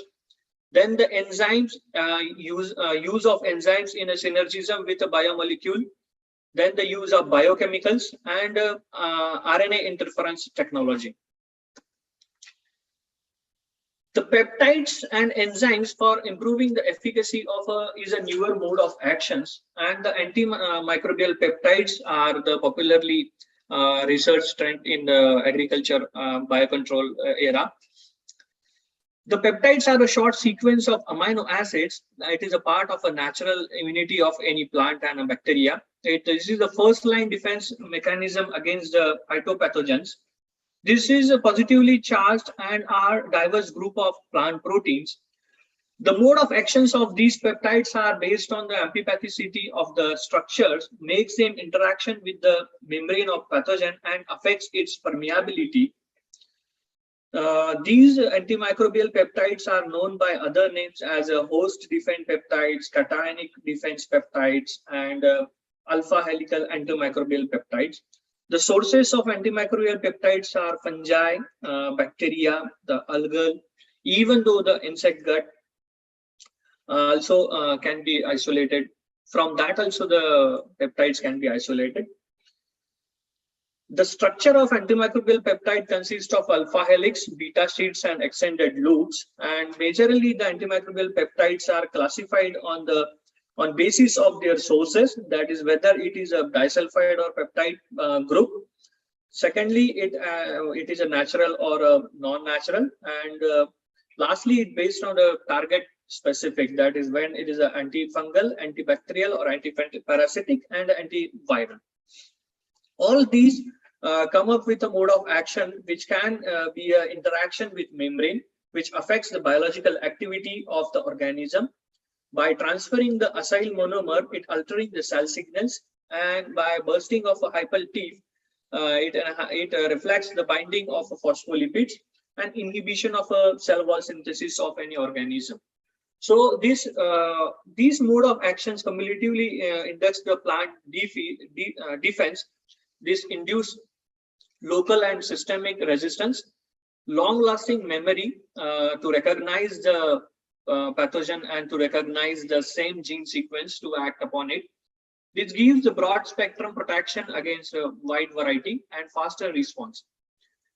The second mechanism is plant defense responses. The cell death the structural barrier, that is a cell wall and cuticle breakup, and antimicrobial metabolites like antibiotics. The major peptide and enzymes are improving the efficacy with newer mode, and there are advantages of this that can be produced microbially, hence it is a biologically. It disrupts the ion channels in insects, but it inactivates in the mammals. So the toxicity in the mammals and the humans are less. The large peptide breaks down very easily in the environment, and it has a potential of a stabilization in a formulation. The next trend is a RNAi technology, that is a RNA interference technology. This emerges a revolutionary responses to virus attack. The most organisms have single-stranded mRNA, which translated to DNA and to proteins. So basically, what is RNA interference? So is the process in which the gene expression is inhibited by RNA molecule to neutralizing the target mRNA. Its mechanism is the long double-stranded RNA is diced to a smaller fragments with the help of an enzyme called as a dicer, as we can see in the animation, and it forms a small interfering RNAs. These RNA passes through the induced lysine complex, and these duplex unwinds the RNA and inhibit the translation. So this produces the mechanism. The pros and cons of RNAi technology: this is a low cost to produce, the stability in a formulation having a durable stability, and can be produced microbially. As a peptide, these also easily break down in an environment, so toxicity issue is less, but yes, it is a very target specific. The well-known example of this RNAi technology is Petunia plant, in which the genes of pigment are sliced by RNA technology. As we can see in the slide, that the purple color genes are sliced with the slice and infused in the white color flower, and it gives the patterns in the flowering. So for all these, the Kabi bioprotection portal is a free tool to enable users to discover the information about registered biocontrol and biopesticide products around the world. So you have to go to the Kabi portal, select the country, and it will give you it will raise to a page where you can select the crop and the space specific. Ultimately, the take-home message from these emerging trends are: accelerate the positive impacts of biological products in agriculture. The biologicals are increasing valuable tools to offer sustainable solutions for growers as a standalone in a combination program in a synergistic effect, and the transformation of innovation models to broaden the portfolio, the attractive value of proposition for the growers, the base of biological and biochemical formulations. We have to partner the choice in an innovative ecosystem so that we can produce some molecules, we can have some technologies to cope up with the chemical resistance, and agile and learning product development processes. Thank you. Thank you very much, sir, for your valuable remarks on the topic, the future microbial agriculture inputs. Have brought lots of new knowledge and information to our participants. And in all, your presentation was really detailed and completely understandable. Thank you so much for sharing your experience, and I hope the participants really learned a lot. We are open for questions. If any participants wants to ask, they can raise their hands or they can drop their questions in the question answer chat. So we have a few questions. I'll read them out to you. Yeah. Okay. This question is from Sai Mansa Yathupu. Certifying organic farmers and procuring their yield by government is suggested. Is there any chance for that?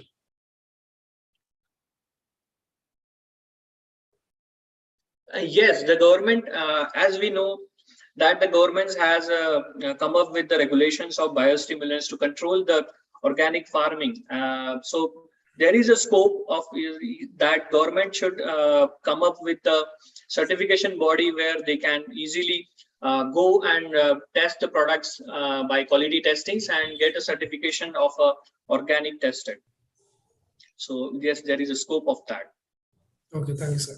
So another question is, what is the typical shelf life of biological input products? Yes, sorry.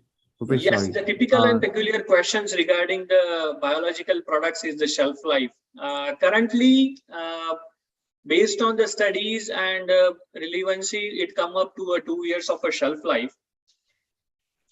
But yes, there are technologies and techniques which I have explained by hydrogels and by entrapment and by controlling slow release. Definitely, we'll able to enhance these shelf life of microbials and biological inputs. But yes, there is a major limitations of it. Over to you, Love. Yeah, I was just asking sir to turn on the camera, but yeah, and you can take Kailash and Oppo A5 if you can rename your name. Hello, sir. Good afternoon, sir. Yeah, Good can you afternoon. turn on your camera?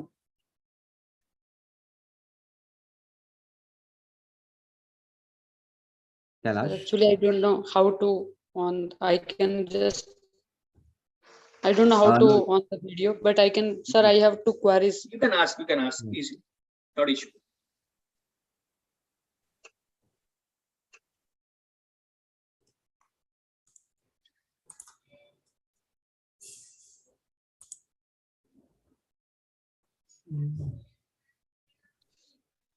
There's one question in the box that hydrogels have a very good property of swelling and deswelling, but still there is a lagging. Farmers are not adopting it. Hello, Kailash. sir. Can you hear me? Sir, good Yeah. afternoon, sir. Good afternoon. Sir, I am a PhD research scholar from plant pathology from SKRU, Bikaner, Rajasthan, sir. Great. Sir, actually, I have two query. One is related to, sir, as we know that Rajasthan is drought prone as well as the very limitation of this one rainfall. So how to, if we are inoculate the whatever biocontrol agents to the crop, then how we will save the biocontrol when we apply in the field condition? How we say? Means under the laboratory condition, sir, under the laboratory condition, we are providing the whatever the congenial environment to grow or multiply. Correct. But when we are going for the field application, it may chance to what we call degenerate that microbes in the field. So can you suggest something about that one, sir? As I mentioned in my presentations as well, that the emerging trends is entrapment or encapsulating the microorganisms, which can enhance its shelf life and durability. Or you have to maintain the organism in laboratory in some form, or we can say a sporulating form, or in a coincide form, so that it can enhance the effects, or it can longer its regenerative stability in the field. Currently, we are using the entrapment technique using the alginates are well known. So I suggest you go for any cross-linking polymer for that, or you can go with recent entrapment techniques which are coming up with the hydrogel technologies.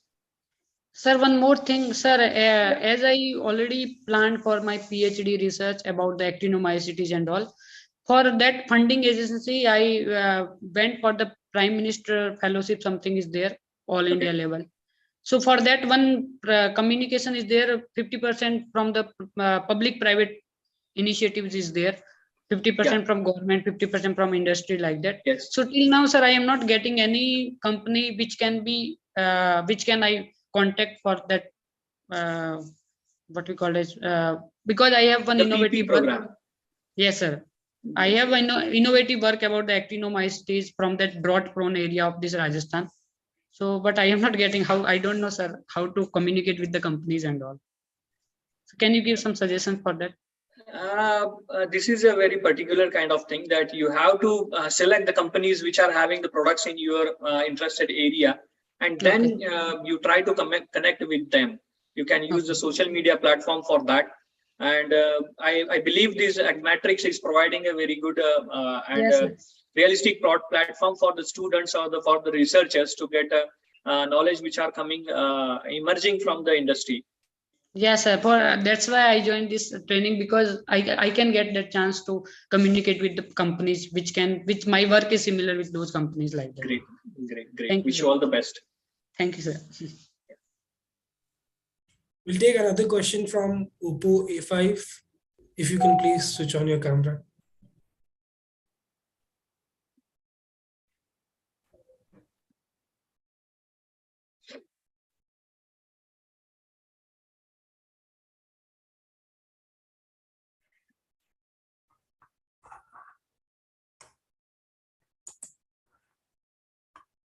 Okay, then we'll move forward with the session.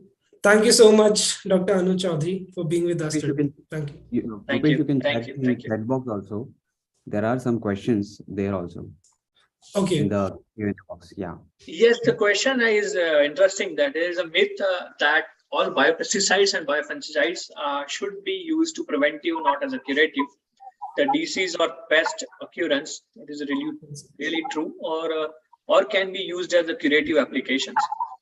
So to answer this, Sarath, if you search the recent trends or patented technologies currently happening in these biopesticides and biofungicides, all are suggesting to go for the can say the curative applications and the preventive measures as well, because there are companies which are coming up with the biopesticides or biological molecules or microbial metabolites in synergism with some chemicals, so that to break the resistance and to enhance the efficacy of that chemical using some by enhancing and in lower doses as well. So yes, there is a scope of that ultimately. Sir, there's a last question. Biostimulate is helpful to produce the plant protection hormone. Is that correct? Yes, I believe the biostimulants is a very broader category to define the molecules, the biomolecules, as the government has categorized into 6 or 7 different molecules. So the biostimulants having a capability to stimulate the plant pathogen, pathways to produce some plant protection hormones and increase the immunity of the plants. That's why it's labeled as a biostimulant, to stimulate the growth, to stimulate the immunity, to stimulate the pathways which can enhance the growth and the overall defense mechanism as well. Okay, then. Thank you so much, sir. Thank you for this knowledgeable session. Thank you. Thank you so much. Sir. Thank you. Thanks. Good luck. Now, I would request all the participants to continuously pay attention to the ongoing session and make notes for their own reference and betterment. Also, all the information regarding the sessions will be shared on the WhatsApp group priorly to avoid any type of confusion or glitch. Moving ahead. Over the last decade, multiple enablers from the government and private sector have come up with strategic initiatives that have advanced the growth of digital infrastructure. Internet penetration in rural India has shown significant growth and increased by 30% on an year-on-year basis over the last 5 years. These trends have allowed traditional entities to come up with innovations and disruptive scalable business models that can address the inefficiencies in the sector. From enhancing the adoption of sustainable cultivation practices to improving crop quality to redesigning the supply chain. Agritech in 2023 aims to remove further roadblocks in the agri value chain and reduce wastage and increase that efficiency. Let's hear from the leading industry experts of the agri value chain.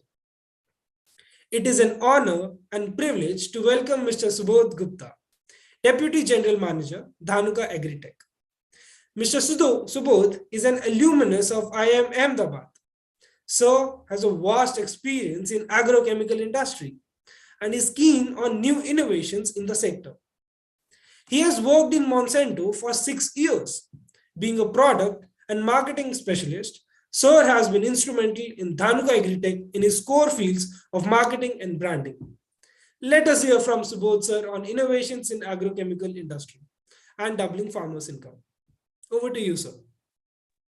Thank you so much, Bhupesh, and I welcome all for this amazing session and learning platform which Agmetrics has created, which has brought industry and academia together. So this was never happened earlier, that we are getting a platform where we are having the young minds at the same platform with the industry experts. So I really congratulate Agmetrics for creating this platform. And I'll be sharing my presentation. Most of the topic which I have covered is having the practical information, which will be helpful for the students. And I heard during the first session that there are farmers also with some other experts in Uttar Pradesh. People also have joined. So I'll be talking English and Hindi.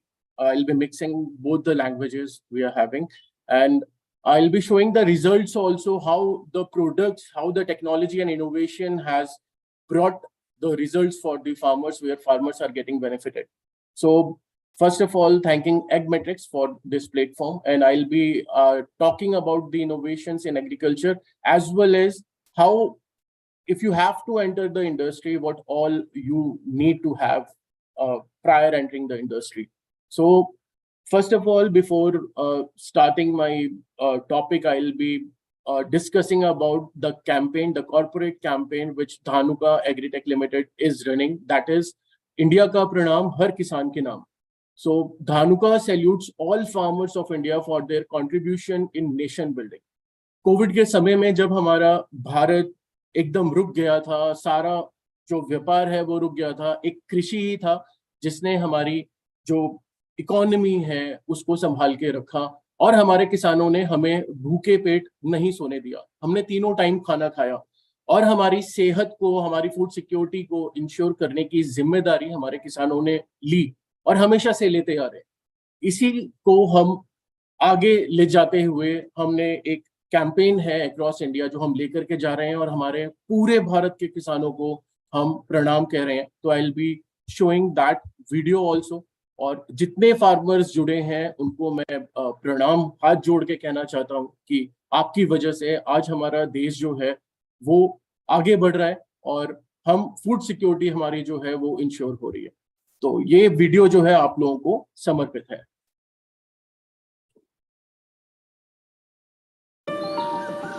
पूछिए किसी भी किसान से, छोटा हो या बड़ा, कितना बेशकीमती होता है उसके लिए जमीन का एक टुकड़ा। जमीन के उस टुकड़े में हर किसान सपने बोता है। कड़कती धूप हो या आंधी तूफान, फसलों में खुद उगता है, फसलों के साथ सोता है। जानता है मौसम के मिजाज पर उसका बस नहीं है। मेहनत, लगन, उम्मीद, जुनून, बस यही उसकी जिंदगी है। सींचता है खेत को अपने पसीने से, धानुका पर विश्वास से, हौसलों से अपने सीने के। महज अन्नदाता कहने से काम नहीं बनता है। ऐ किसान, तुझे पूरे देश का प्रणाम तो बनता है। धानुका, इंडिया का प्रणाम हर किसान के नाम।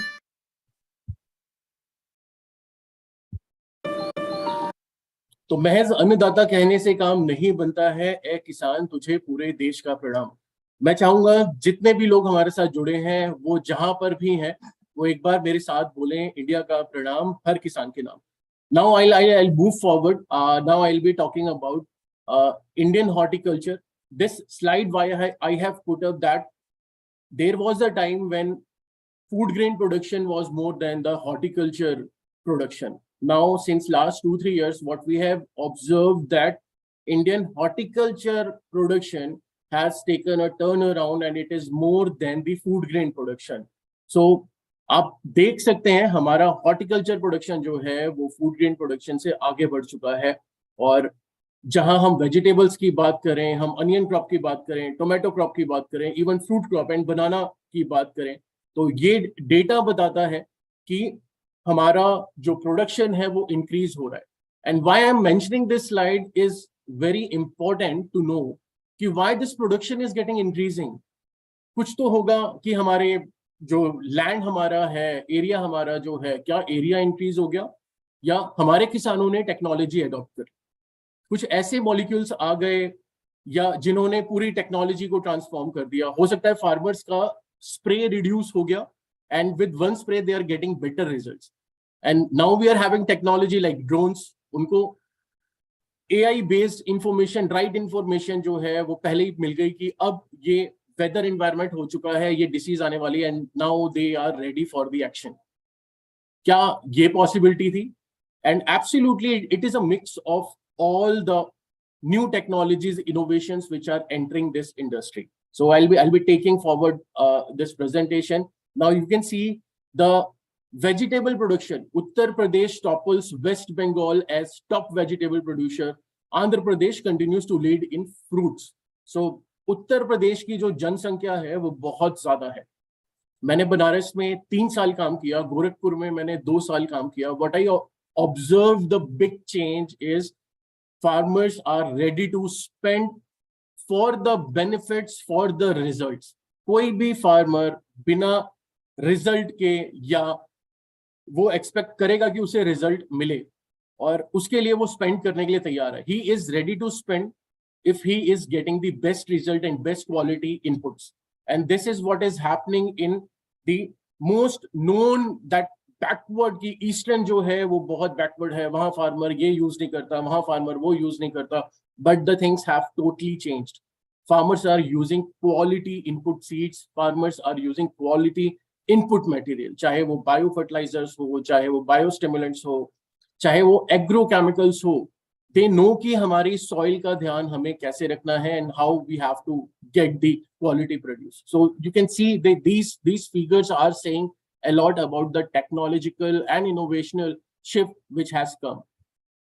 So what are the drivers of this transformation? See, the population is growing. We need to have the quality yield and the migration, urbanization, producing for the market, commercialization, farmer forces on increasing income, liberalization, reducing government involvement, globalization of trade, change of scale, reorganization of production, FPOs are coming, and the changing food consumption patterns also. You can see now ready to eat is also there. And we have short duration varieties also. Earlier, हमें गोभी एक season में मिलती थी. Now we are getting the vegetables in every season. अब गाजर का हलवा जरूरी नहीं है आप सर्दी में खाओ. There are varieties कि अब हमें कभी भी हमें जो है कोई भी हमारा जो vegetable है environmental के हिसाब से हमें वो चीजें मिल सकती हैं. And the growth in rural income, like Bhupesh also said कि IT technological shift has come. लोग mobile use कर रहे हैं. People are sending me photographs through WhatsApp. कि sir, this is the current situation of my field. What should I do now? Farmers are giving me a video call also, and they are saying that sir, result has come in 2nd day. Result has come in 3rd day. So this technological shift in the rural has brought the awareness among the farmers, and communication and information technology I've already said. So what farmer is expecting, and the traditional experienced agriculture transformation to science-based modern agriculture. अब earlier it's not like that कि अभी हमारा किसान जो है वो बैल लेकर के खेत में जा रहा है और उसके बाद में फिर वो गोबर की खाद तैयार कर रहा है. तो अभी ऐसा नहीं है. अभी it has a basically a big modern science-based shift which has come. And what farmer is expecting? Farmer is expecting problem solutions, not just a single product or pest, but about his entire crop. उसको एक problem का solution नहीं चाहिए, उसको उसकी पूरी crop का solution चाहिए. And being a young entrepreneur और being a young agro industry में आने वाला जो भी यहाँ पे यंग कैंडिडेट है, वो इस चीज के लिए रेडी रहे कि उसको सिर्फ एक सॉल्यूशन देना फार्मर को काफी नहीं रहेगा. उसको उसकी पूरी क्रॉप का सॉल्यूशन जो है वो देना पड़ेगा, और उसके लिए उसको तैयार होना पड़ेगा to know about the crop, to understand the problems what farmer is facing. So I'll be talking about the like precision agriculture now, like what are the innovations which are coming actually, and which will dominate the industry in coming days. So Honorable Prime Minister Narendra Modi ji's vision to transform India into a US $5 trillion economy by 2024 is possible if we focus on agriculture. See, अगर हम ये सोच ही नहीं रखेंगे कि क्या हम 2024 में 5 ट्रिलियन इकोनॉमी बन सकते हैं, तो हम आगे बढ़ ही नहीं सकते। अगर हम 5 नहीं बने, अगर हम 3 बने, अगर हम 4 बने, हम कहीं तक तो पहुंचेंगे। तो हमारा, अगर हम फॉरवर्ड बैकवर्ड नहीं सोचेंगे तो ये पॉसिबल नहीं होगा कि हम एक रिजल्ट पे पहुंचे जहां पे हम अपने एग्रीकल्चर को चेंज कर सके। So, in our opinion, if our farmers are emboldened with new technology, agri inputs along with green chemistry, pesticides, then the heavy crop losses can decrease. Bio also is coming very actively, and you can see कि जो CAGR है growth का is like double than more than the agrochemical industry. So these all contribute to increase in agriculture and the overall economy for if we talk about the agri inputs. So agriculture 1.0 जब पुराना जमाना था, agriculture 2.0 जब हम हमारे जो जितने भी हमारे जो यूजेस थे रिसोर्सेज के वो हम इनएफिशिएंट थे, मैकेनाइज्ड एग्रीकल्चर था वो, एग्रीकल्चर 3.0 जहां पे हमने ये देखा कि high speed development of automatic agriculture. The main issue was the low level of intelligence that time. Now, the era of agriculture 4.0, where the smart agriculture is there, we are talking about the basic thing, that is the soil moisture, the leaf wetness, and the information technology, the microclimatic condition of the field. So this is what we are talking about in agriculture 4.0.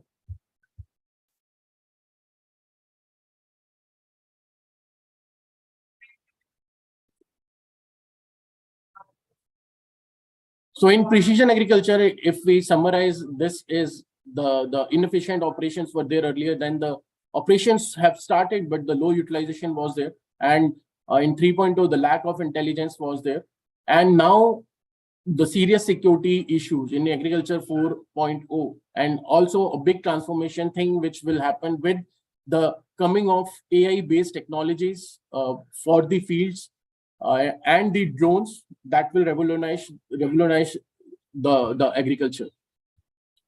So what is exactly this smart agriculture totally having? So it is having Internet of Things, it is having artificial intelligence, geographic information system, remote sensing, image processing, data analytics tool. So all these comprises of the smart agriculture.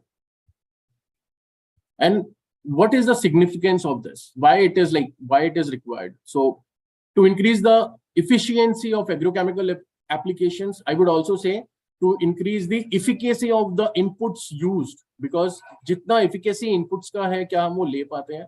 नहीं ले पाते हैं. उसकी efficacy को increase करने के लिए this precision agriculture will definitely going to help to automate and simplify collection and analysis of information. Data is very, very important. So the collection and analysis of information will bring a sea change altogether. And on the basis of that, हमारा किसान decision बना पाएगा कि मेरे को अपने खेत में पानी देना है या नहीं देना है, मुझे दवाई का इस्तेमाल करना है या नहीं करना है, या मुझे अब अगली सिचुएशन के लिए तैयार होना है, मुझे अपने खेत में क्या नया स्टेप लेना पड़ेगा. And to optimize the crop production cost. See, जब हमें ये पता होगा हमें भूख लगी है, हम खाना खा रहे हैं, तो हमारे को भूख नहीं लगेगी, हमारा पेट जो है वो भर जाएगा, हमें लगेगा कि हमने जो डाइट लेना है हमने ले लिया है. हमारे जो क्रॉप है, हमारी क्रॉप नहीं बता पाती है कि हमें एग्जैक्टली क्या चाहिए.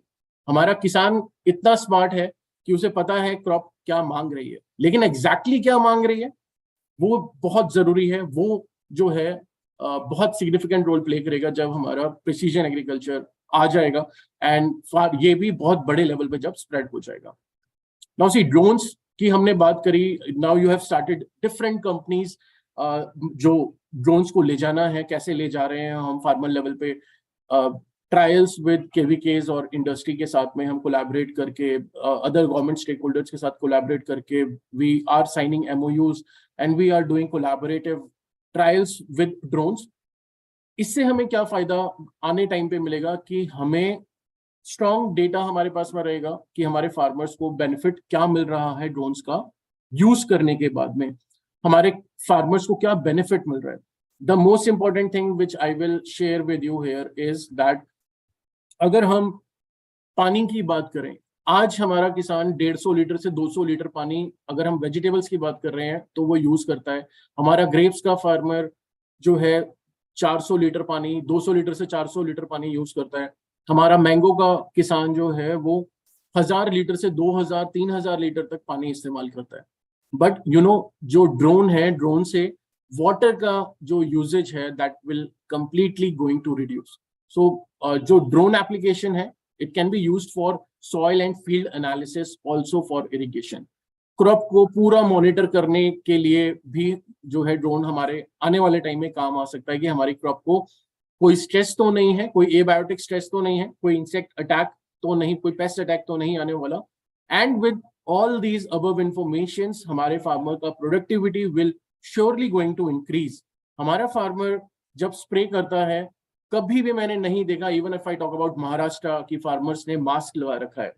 हमारे फार्मर्स की हम न्यूज हमेशा सुनते रहते हैं कि स्प्रे की वजह से कहीं पे अगर फार्मर को नुकसान हुआ, उसकी सेहत को नुकसान हुआ, तो हमारी फूड सिक्योरिटी वो इंश्योर करते करते शहीद हो जाएगा। तो वो हम नहीं चाहते हैं।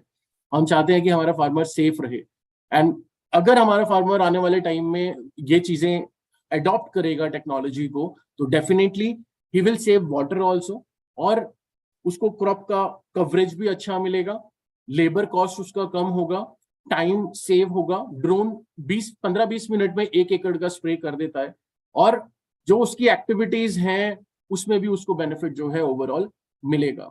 सी आई टॉक्ड अबाउट कि वेस्टेज रिडक्शन होगा, वाटर का जो है स्प्रे करने, वाटर का जो है सेव होगा, और दवाई का भी जो यूटिलाइजेशन है वो यूनिफॉर्म स्प्रे होगा। जब हम स्प्रे करते हैं तो 100% हम स्प्रे नहीं कर पाते हैं, हमारा पौधा 100% जो है स्प्रे कवरेज नहीं ले पाता है, लेकिन ड्रोन से कवरेज हमें अच्छा मिलेगा। हम 90% वाटर सेव कर पाएंगे। जहां हम 10 लीटर 15 लीटर 20 लीटर पानी यूज अभी करेंगे ड्रोन के साथ में, वहीं पे हम 200 लीटर के आसपास पानी जो है वो यूज करते हैं, तो वो वाटर हमारा बचेगा। और हमारी high field capacity and efficiency, drones have very less turn around time. जैसे मैंने आपको बोला, the drone can spray 30-35 acres per day depending upon the capacity of drone, which is 10 times more than the traditional knapsack sprayer. Drones में भी अब technology advancement आ रहा है, अलग अलग तरह के ड्रोन्स आ रहे हैं, जिससे आने वाले टाइम में हमारे फार्मर्स को बेनिफिट मिलेगा। Like I talked about safety of farmers, easy to use and maintain. And अभी I give example of EV vehicles. अभी मेरे दिमाग में था कि ईवी व्हीकल्स जो हैं, मैं देख रहा हूँ कि हमें रोड पे वो नजर आ रहे हैं। वो क्यों नजर आ रहे हैं? क्योंकि धीरे धीरे धीरे farmers people are knowing that कि ये जो टेक्नोलॉजी है आने वाले टाइम में ये हमें फ्यूल को सेव करेगा, हमारे एनवायरनमेंट को सेव करेगा, हमारी कॉस्ट भी बचाएगा, क्योंकि इलेक्ट्रिसिटी यूज करके हमारी जेब बच रही है, हमारा खर्चा जो है वो कम हो रहा है। This is just an example, right?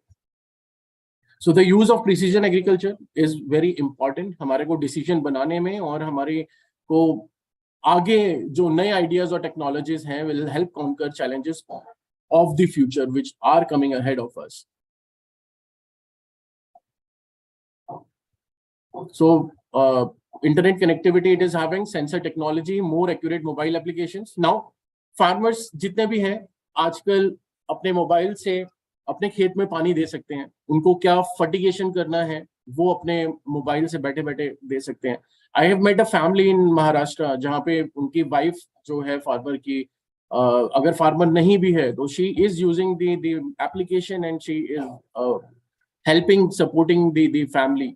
सो कोई भी technology, and she is engineer also, so इतना हाईटेक अब टेक्नोलॉजी इज कमिंग कि हम घर बैठे पानी जो है वो दे सकते हैं। अर्लियर नहीं तो फ्लड इरिगेशन से पानी कितना ज्यादा नुकसान होता था। Now we if farmers are using irrigation facility जो इतनी कंपनीज लेकर के आ रही हैं, तो farmers will definitely get benefit. And the most promising prospect in future of precision agriculture is the drone. The future of agriculture is the drone, undoubtedly.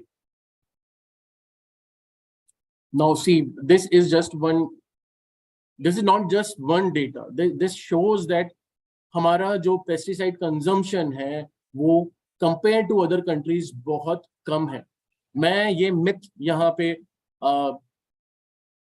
Clear करना चाहता हूँ कि हम अपनी थाली में जहर नहीं खा रहे हैं, ऐसा जो हम न्यूज में देखते हैं, it's not like that.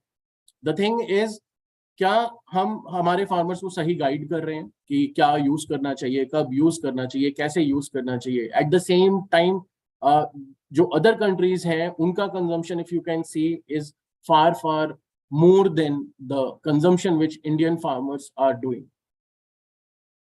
And हमारे पास comparatively land भी कम है, still जो है हमारा प्रोडक्शन कम है। चाइना के पास हमारा लैंड ज्यादा है, सॉरी, चाइना के पास लैंड कम है और बारिश भी कम है, स्टिल उनका प्रोडक्शन जो है वो ज्यादा है।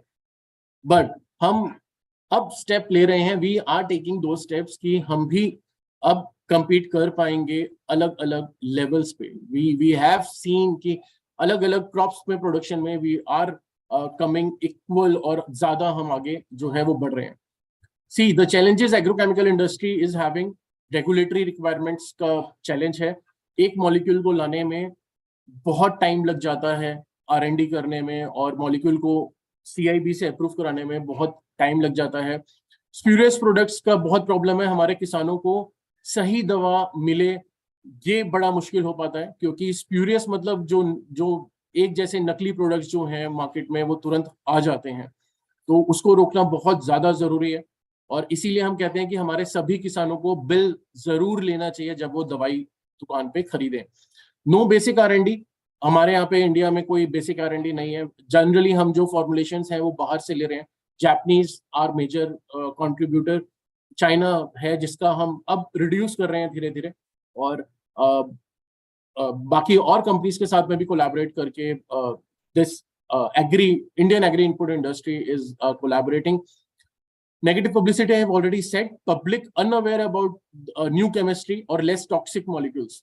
I'll be talking about, because in both three of these sessions I have seen that some questions came up. So I'll be talking about those also. More interaction among agri input industry with government and universities. See what Dhanuka has done. Dhanuka सभी stakeholders के साथ में, जो government है, KVKs हैं, universities हैं, MOU sign कर रही है, कोलैबोरेट कर रही है कि हम ज्यादा से ज्यादा लैब टू लैंड हम चीजें ले जा सकें और हमारे फार्मर्स को बेनिफिट जो है वो पहुंचा सकें। So industry associations have to be like one voice. अगर हम रेस कर रहे हैं कि अगर स्प्यूरियस प्रोडक्ट्स आ रहे हैं उनको हमें बैन करना है, फार्मर्स को बिल जो है वो जरूर खरीद लेना है जब वो कुछ भी खरीदता है। सी अनदर चैलेंज इज, हमारे पास में जो क्रॉप्स हैं वो बहुत सारी हमारी क्रॉप्स हैं, एंड स्टिल हमारे पास में जो लेबल क्लेम पेस्टिसाइड्स हैं वो बहुत कम है। If I talk about, there are so many crops and we have limited number of molecules. Citrus में 10 molecule registered है, mango में 9 molecule registered है. Likewise, see the various crops are having the registered number of molecules. So it is a false narrative that India overuse pesticides. Indian global share in agri output is 12%, whereas pesticide use is 1%. See another example is brinjal, grape, okra, different crops you can see, and the CIB registered agrochemicals you can see. These are the registered molecules which are for the specific crop. एक किसान को अगर crop में कोई problem आता है तो क्या वो सही दवा का प्रयोग कर रहा है, यूज कर रहा है, क्या वो रजिस्टर्ड दवा है? Mostly if you will see in this industry, जो रजिस्टर्ड नहीं है वो भी मॉलिक्यूल्स डिफरेंट क्रॉप्स में जा रहे हैं। सो अगर फार्मर को पता रहेगा कि कौन सी दवा का प्रयोग कब करना है, किस समय करना है, what time he need to spray, then जो रेसिड्यू की हम बात कर रहे हैं वो रेसिड्यू का प्रॉब्लम नहीं आएगा। हर दवा का एक वेटिंग पीरियड होता है कि स्प्रे करने के कितने दिन बाद जो है उसका रेसिड्यू जो है वो नहीं आएगा, और जो हमारा प्रोड्यूस है वो रेसिड्यू फ्री प्रोड्यूस होगा। लाइक हमारा ग्रेप्स में आप देखेंगे कि हमारा जो ग्रेप्स है उसमें हम रेसिड्यू फ्री ग्रेप्स जो है प्रोड्यूस कर रहे हैं, and that is going in export. That is regulated by NRCG जो हमारी बॉडी है ग्रेप्स के लिए, और उनके एनेक्शर 5 को फॉलो करके राइट टाइम क्या स्प्रे करना है, क्या MRL है, क्या वेटिंग पीरियड है, PHI पोस्ट हार्वेस्ट इंटरवल क्या है, वो सारी चीजें फॉलो करते हुए अगर फार्मर यूज करता है तो उसको रेसिड्यू फ्री प्रोड्यूस जो है बेनिफिटेड जो है वो होता है। And see, एग्रोकेमिकल को बैन करना और एग्रोकेमिकल का यूज नहीं करना, कंप्लीटली गोइंग ऑर्गेनिक और entirely using bio will not solve the purpose. हमारी जो पॉपुलेशन है उसको फीड करने के लिए हमें सभी को साथ में लेकर के चलना पड़ेगा. Dhanuka is also coming with a division of bio और डिफरेंट मॉलिक्यूल्स जो हैं हम इस साल इसी महीने में हम लॉन्च करने वाले हैं. जो बायो जो डिवीजन है उसके मॉलिक्यूल्स होंगे. अगर क्या हम कंप्लीट अगर बैन कर देंगे तो उससे क्या होगा? आप 50% reduction in global food production, 4 to 5 time increase in the food prices. We have the example of Sri Lanka, हमारे सामने एग्जांपल है. कंप्लीट ऑर्गेनिक जाना इज नॉट द पर्पस. हमें ये समझना है कि अगर हमें प्यास लगी है तो हमें पानी पीना है, अगर हमें भूख लगी है तो हमें खाना खाना है. तो जो हमारा पौधा है उसको जो चाहिए जिस समय, तो उसको वो दवाई देनी पड़ेगी. मुझे बुखार है तो मुझे पैरासिटामोल लेना पड़ेगा, एंटीबायोटिक लेना पड़ेगा, तभी मेरा बुखार सही होगा. पेट दर्द की दवाई से मेरा बुखार सही नहीं होगा. तो understand with the basic thing कि सही चीज सही समय पे हम अगर राइट टाइम अगर यूज करेंगे तो हमें उसका बेनिफिट जो है मिलेगा. And ₹1 invested in pesticide return ₹3 due to crop sale. And how we can make this happen? So sustainability of agriculture and livelihood, security of rural and urban masses, judicious and efficient use of natural resources, as well as the agri inputs. Indian crop productivity is low as compared to most of the other developed countries. But धीरे धीरे ये इस पे भी हमारे farmers जो हैं अपने production को increase कर रहे हैं with the technologies companies which are providing. And we need to understand कि low productivity constraint जो है that is very important. वो समझना बहुत जरूरी है कि हम quality inputs का use करें. And the population which is rising, it's very necessary that we have the natural resources जो है उसको reduce करें. At the same time जो food security है उसको maintain करें. Solution which I'm suggesting is adoption of new technology with genuine and scientifically approved agri input products. Awareness campaigns are required by the government and private players, and need to buy genuine agri inputs against bill, which I've already shared. Improving the regulatory environment and support of government policies is very, very important to have the right products, the right segment for our farmers. So this action is already I have talked about, so I'll be skipping this. This is another data which says कि हमारा जो crop है उसमें हमारा जो world average है वो क्या है, हम comparatively कितने पीछे हैं other countries से, right? And पीछे है means it's the opportunity we are having. And if the opportunity we are having, then we have the right set of tools and innovations which will bring this change, right? Okay, I'll be speaking this. So these are some of the rates for the spurious product which happened. The government should take very strict actions against those जो हमारे farmers को गलत दवा बेच रहे हैं, चाहे वो कोई भी हो, हमें नहीं छोड़ना चाहिए.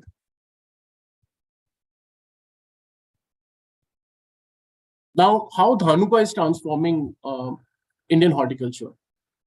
Recently we have launched very, very unique products with our business partners. There is one product, Decide, and it is having label claim in chili crop. And one product, Kirari, this is a fungicide, जो grapes में और potato में late blight के लिए registered है. Nisodium, cyclophenum at 5% EW, it is registered in grapes and chili. And one very unique product जिसके अंदर fungicide और bactericide दोनों है, Kasugamycin and copper oxychloride. बहुत unique product है जिसमें बहुत refined copper है, which is having label claim in grapes, pomegranates. And copper is widely used since 1960. Farmers are using copper, and this is amazing product. And there is one herbicide, one kill, which controls narrow and broadleaf together. So one of the very unique, these are the unique molecules and how they are helping in increasing the production of horticulture crops. कैसे कर रहे हैं, क्या कर रहे हैं ऐसा कि जो प्रोडक्शन है वो इंक्रीज हो रहा है? सबसे पहली चीज, जब हम इसका स्प्रे करते हैं, हमारी क्रॉप्स जो हैं, अगर उसको कोई प्रॉब्लम है, टारगेट पेस्ट डिसीज देख रहे हो आप, ये सारी प्रॉब्लम्स हैं अगर हमारे किसान को आती हैं और अगर कंट्रोल हमारे फार्मर्स को मिलता है तो उससे बहुत बड़ा बेनिफिट हमारे किसानों को मिलेगा। I will be showing the results also. सिर्फ मैं ये स्लाइड दिखाने से नहीं, आपको मैं फील्ड टूर भी कराता हूं so that you have the feel कि कैसा जो है देखने को मिल रहा है रिजल्ट। सी डिसाइड, आप एक बार ध्यान से देखो, थ्रिप्स और माइट दोनों कॉम्प्लेक्स है बहुत। थ्रिप्स भी आएगा, माइट्स भी आएगा, किसान को समझ नहीं आएगा क्या करना है। व्हाइट फ्लाई, फ्रूट बोरर, चारों डिसीजेस एक साथ कैप्चर करने वाला यूनिक मॉलिक्यूल है। ऐसा कोई मॉलिक्यूल नहीं जो ये सारी चीजें जो है कंट्रोल करेगा। Now let's straight away have a field tour with me. These are the products which are registered in annexure of NRCG, National Research Center for Grapes, annexure 5, जो ग्रेप्स का पूरा पोर्टफोलियो है, हमारे ग्रेप्स फार्मर्स को help कर रहा है उनकी यील्ड को इंक्रीज करने में, वो ये है। अनदर रिवॉल्यूशनरी प्रोडक्ट, आप लोगों ने सुबह से माइक्रोराइजा के बारे में पढ़ा और आपने देखा कि माइक्रोराइजा जो है वो क्यों जरूरी है। आप देखिए, दो तरीके के हमें जो है माइक्रोराइजा जो है वो देखने को मिलते हैं। जैसे कि एक AMF है और एक होता है वैम। आप जितने भी पैकेट देखेंगे माइक्रोराइजा के ना, उसमें आप देखेंगे कि वैम जो है उसका कंटेंट ज्यादा है और AMF जो है उसका कंटेंट ज्यादा नहीं है। जो AMF है ना, 90% जो है एंडोमाइक्रोराइजा इसके अंदर होता है। एंडोमाइक्रोराइजा अगर 90% होता है एंडोमाइक्रोराइजा, और एक्टोमाइक्रोराइजा होता है। तो एक्टोमाइक्रोराइजा आप देखेंगे सभी कंपनीज के पैकेट के पीछे लिखा रहेगा कि इतना परसेंट, 70%, 80%, 90% एक्टोमाइक्रोराइजा। एंडोमाइक्रोराइजा 90% अगर रहेगा तो क्या बेनिफिट मिलेगा, मैं आपको अभी यहीं पे आपको मैं दिखाता हूँ। तो it is arbuscular mycorrhizal fungi which contains spores of endomycorrhiza. So see, ये एक्टोमाइक्रोराइजा है और ये जो है एंडोमाइक्रोराइजा है। So Mycor is a product which is an arbuscular mycorrhizal fungi having endomycorrhizal spores in granular form. It enhances surface area of the roots, increase कर देगा surface area को, and facilitates increased absorption of soil nutrition, जिससे हमारा जो phosphorus, nitrogen, zinc, calcium, magnesium है उसका Uptake जो है रूट्स के जरिए वो अच्छे से हो सके। ऑल्सो जब वाटर जो है वो नहीं रहता है सॉइल में, तो जो रूट्स हैं वो मेंटेन करती हैं स्ट्रेस को, और लॉन्ग स्ट्रेस जो है वो मेंटेन करने का जो है हमारी क्रॉप को मिलता है। और ओवरऑल हमारी क्रॉप्स को जो एंडोमाइक्रोराइजा है वो अच्छा न्यूट्रिशन अपटेक, और जो कृत्रिम जड़ें होती हैं वो जो अलग अलग जगह स्प्रेड हो जाती हैं फिर नीचे, उससे हमारी क्रॉप को बेनिफिट मिलता है। 4 kg इसका डोज है। अब आप इसका रिजल्ट देख सकते हो, ये पोटैटो क्रॉप का है। इस बार हमने कंपैरेटिव फार्मर प्रैक्टिस और उसमें हमने ये देखा था, और ये नासिक में मैंने प्याज में देखा था। आप ये देखिए कि कितने स्ट्रॉन्ग रूट्स और वाइडर रूट्स जो है हमें देखने को मिल रहे हैं। Now another product which I mentioned in that table was किरारी, is having label claim on potato and grapes. So it's a Japanese technology. एमिसेल्ब्राम जो है वो किसी के पास नहीं है अभी। बहुत यूनिक प्रोडक्ट है जो हमारी क्रॉप को डाउनी मिल्ड्यू और लेट ब्लाइट से बचाता है। सी, बीमारी आने के बाद जब इंसान को एडमिट करना पड़ेगा, वेंटिलेटर पे जाना पड़ेगा, तो उसको बचाने के लिए डॉक्टर कुछ भी करेगा। तो वो जो करना है वो ये प्रोडक्ट में दम है करने का। आप देख सकते हो कि इतने हैवी स्पोर लोड को कंट्रोल जो है वो किरारी ने किया, कंपैरेटिवली जो है क्यूरेटिव है। अब आपको आलू के खेत में लेके चलते हैं। देखिए, जहां किरारी स्प्रे हुआ है वहां का हेल्थ देखिए, और जहां नहीं हुआ है वहां का कंपैरेटिव हेल्थ आप देख सकते हैं। अगर हमारा ये क्रॉप हेल्दी रहेगा ना, तो नीचे हमारा जो प्रोड्यूस है उसका साइज अच्छा बनेगा और हमारे फार्मर को अच्छा बेनिफिट जो है वो होगा। अनदर प्रोडक्ट निसोडियम व्हिच आई टॉक्ड अबाउट, ये हमारा पाउडरी मिल्ड्यू जो मेजर प्रॉब्लम आती है, कहीं पे इसको छाछिया बोलते हैं, कहीं पे दूधिया बोलते हैं। तो ये जो व्हाइट स्ट्रक्चर जो होता है पाउडरी की तरह, तो ये पाउडरी मिल्ड्यू डिसीज के लिए आप देख सकते हैं। चिली में, साउथ में रिवॉल्यूशनरी रिजल्ट्स हमारे प्रोडक्ट्स के हैं, और लेस डोज में यूज करना है, सही समय पे यूज करना है और बार बार यूज नहीं करना है। जब हम फर्स्ट राउंड स्प्रे करते हैं तो हमारे फार्मर को एक्सीलेंट रिजल्ट मिल जाता है. So we are reducing the cost also हमारे किसान का, कि उसको 2-3 स्प्रे करने का कॉस्ट नहीं लग रहा है, एक स्प्रे में वो ज्यादा रिजल्ट पा रहा है. आप देख सकते हैं कंपैरेटिव कितने अच्छे रिजल्ट्स हैं. द न्यू रिवॉल्यूशनरी प्रोडक्ट, जो हमारा प्रोडक्ट डिसाइड है, जिसके अंदर एटोफेन प्रॉक्स और डाइफेंथुरान का कॉम्बिनेशन है, जो व्हाइट फ्लाई, थ्रिप्स, माइट्स और बोरर के लिए काम कर रहा है. बोरर के लिए वो सेकेंड इन स्टार तक काम कर रहा है. उसके रिजल्ट्स मैं आपको दिखाता हूँ. आप ये देख सकते हैं कि पहले जब माइट्स और का अटैक था, उसके बाद में जो लीव्स है उनको ओपन कर दिया. जनरली क्या बोलते हैं, न्यू लीफ आएंगी तो वो हेल्दी आएंगी, बट यू कैन सी जो कंपैरेटिव रिजल्ट्स में we are getting excellent result. So चाहे गुंटूर हो, चाहे बेलारी हो, चाहे बनारस हो, चाहे मिर्जापुर हो, चाहे राजस्थान हो, चाहे मध्य प्रदेश का निमाड़ का एरिया हो, हर जगह पे हमारे किसानों को इसका बेनिफिट जो है वो मिला है. You can see the comparative difference, huge difference this product is making. And अगर हमारे किसानों की प्रॉब्लम को हम सॉल्व कर पा रहे हैं तो प्रोडक्शन जो है वो इंक्रीज होना है, स्प्रे का कॉस्ट रिड्यूस होना है, और वहां पे सेविंग हमारे किसान की होनी है. नाउ ये मैंने स्लाइड अलग से रखी है हमारे सारे जो अपकमिंग स्टूडेंट्स हैं जो इंडस्ट्री में आना चाहते हैं, उनको समझाने के लिए कि 2 तरह की अप्रोच जो है होती है. पहली होती है सेल्स टारगेट अप्रोच, एक होता है marketing approach. Sales target approach क्या कहती है कि मान के चलिए भूपेश ने अपनी टेरिटरी में 3 करोड़ का बिजनेस किया, और मैंने अप्रैल में भूपेश को बोला, भाई इस साल तो तुमने 3 करोड़ कर दिया, अगले साल तुम्हारे को 9 करोड़ करना है. मैंने समझा नहीं क्या भूपेश का एरिया है, क्या भूपेश की ज्योग्राफी है, कौन सी क्रॉप्स है, क्या सेगमेंट है. मैंने भूपेश को बोल दिया कि 9 करोड़. तो that is the sales target approach. Marketing approach क्या बोलता है कि भूपेश आपके यहाँ पे जो मार्केट है वहां पे कौन कौन सी क्रॉप्स लगती हैं, उन क्रॉप्स में क्या क्या एकरेजेस, एरिया ऑफ कल्टीवेशन क्या क्या है, उस मार्केट में उस क्रॉप में कितने रिटेलर हैं, कौन कौन से कंपटीशन के मॉलिक्यूल्स जा रहे हैं, क्या प्रीमियम मॉलिक्यूल जा रहा है, क्या जेनरिक मॉलिक्यूल जा रहा है. ये जो अप्रोच है समझने का भूपेश की टेरिटरी को, वो है मार्केटिंग अप्रोच. जनरली हमारा जो डेटा ड्रिवन अगर हम जाते हैं तो फिर वो सेल्स टारगेट अप्रोच कहलाता है. लेकिन अगर हम करंट सिचुएशन को देखते हुए, एकरेजेस को देखते हुए हम बात करते हैं तो दैट इज मार्केटिंग अप्रोच. तो मेरा ये सजेशन रहेगा, अपनी टेरिटरी को जब भी जाना फील्ड में, ये समझना कि वहां पे क्या क्या क्रॉप्स हैं, किसान का क्या क्या प्रैक्टिस है. अगर किसान का प्रैक्टिस है ही नहीं वो चीज करने का, तो वो भी समझना जरूरी है. Then only you can make your plan. It's not just कि नंबर आया, नंबर बनाया और हो गया plan. It doesn't work like that, and it will not be sustainable. So to have that sustainable thing, it is very important कि आप जो है marketing approach से लेकर के जाएं. And the thing is कि हमारा किसान क्या चाहता है, ये एक और स्लाइड है which I wanted, जो आपको किसी बुक्स में नहीं मिलेगा. आपका किसान क्या चाहता है कि आप उसको रेगुलर बात करो, आप उसको पूरी क्रॉप का उसका सॉल्यूशन दो.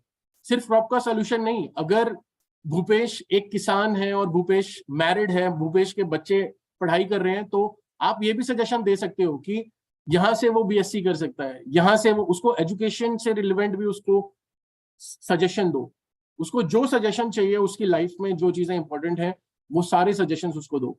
उसको सर्विसेज जो आप दे रहे हो उसका फॉलोअप जो है वो जरूर आप करो, ताकि आप जब फॉलोअप करोगे उसको बता पाओगे कि उसको क्या चाहिए.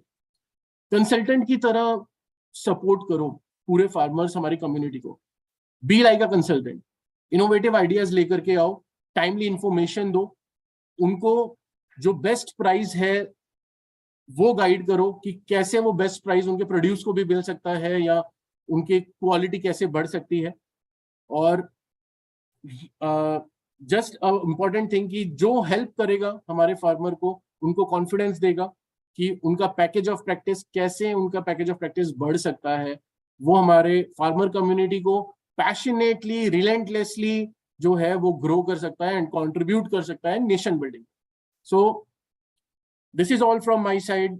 Dhanuka is transforming India through agriculture since 1980, and we exist to enrich the life of the farmers. And our purpose is to strengthen the nation by providing the sustainable agricultural solutions. In the end, I would like to say, we commit to live by all the values which we follow and inculcate them in the future generation. The values which I'm talking about is integrity, sustainability, and innovation, entrepreneurship, and excellence. And we stand for the honor, pride, and abundance of the farmer and the farming community. So, ऐसी जो सोच है हमें रखनी पड़ेगी और हमें India के एग्रीकल्चर को ट्रांसफॉर्म एक साथ मिलके करना पड़ेगा. ये फोटोग्राफ्स आप देख सकते हो, अलग अलग स्टेट्स, अलग अलग रीजन की फोटोग्राफ्स हैं, और ये फोटोग्राफ्स ये बताती हैं कि हम कैसे हमारे किसानों के प्रोडक्शन में उनको हेल्प कर सकते हैं और हमारी कंट्री को एक स्ट्रॉन्ग फूड सिक्योरिटी प्रोवाइड कर सकते हैं. So thank you so much everyone for providing me this opportunity, and I would like to hear from the other students also if they have any questions. Thanks a lot. Thank you, sir.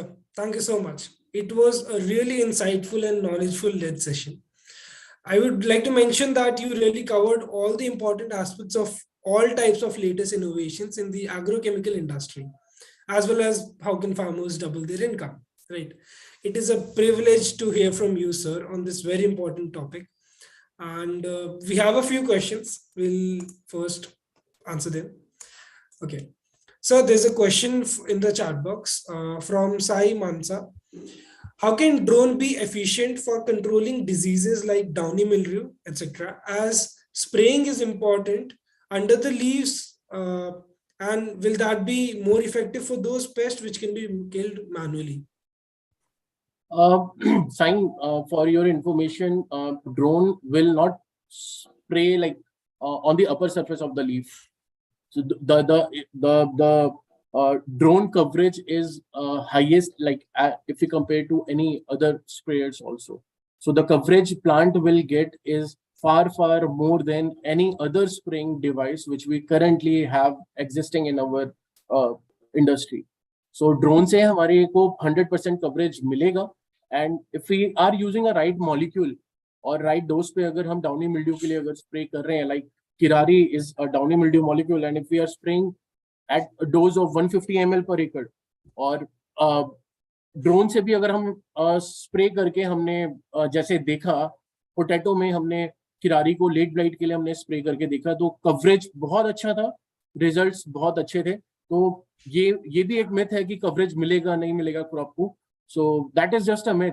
पूरा coverage 100% coverage मतलब maximum coverage जो है crop को मिलेगा. Sir, there's another question that is from Ajay Singh. He's asking, majority of the Indian farmers have small size farmlands, right? So how viable these prescriptions are to marginalized and small land farmers? See, to answer this question, there is an example like in Punjab, the drones and the services which are happening through trade. Suppose करो love Bamniya ने अपने district में इनका एक shop है, इन्होंने drone का spray का सर्विसेज शुरू कर दिया कि भाई जितने हमारे किसान हैं वो जो है बमनिया जी को कनेक्ट कर सकते हैं अपने खेत में स्प्रे कराने के लिए और स्लॉट बुक कर सकते हैं. तो they are just booking the slot, उनके यहाँ पे ड्रोन आएगा स्प्रे करके चला जाएगा. तो इट्स वेरी इजी, फार्मर्स को वहाँ पे परचेस करना नहीं है. The current model which have started currently is different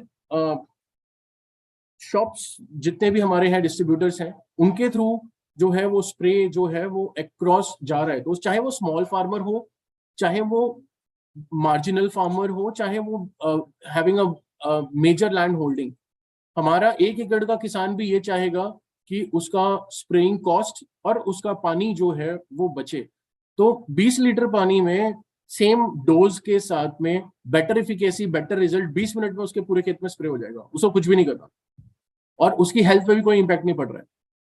तो ये ना धीरे धीरे स्प्रेड होगा. अब ये क्या है कि एक डिस्ट्रीब्यूटर पे आया, धीरे धीरे करके हर गांव में एक ऐसी शॉप होगी जहां से हमारा किसान जो है बोलेगा, भैया फोन करेगा, बोलेगा कि हाँ चलो आ जाओ हमारे यहाँ स्प्रे करने के लिए.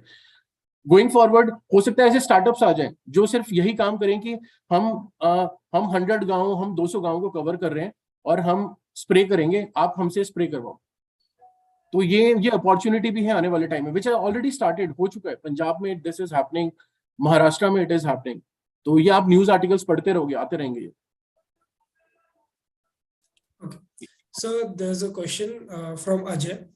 He's asking, please provide some key points for new agri shop holders. Agri shop, Right, sir.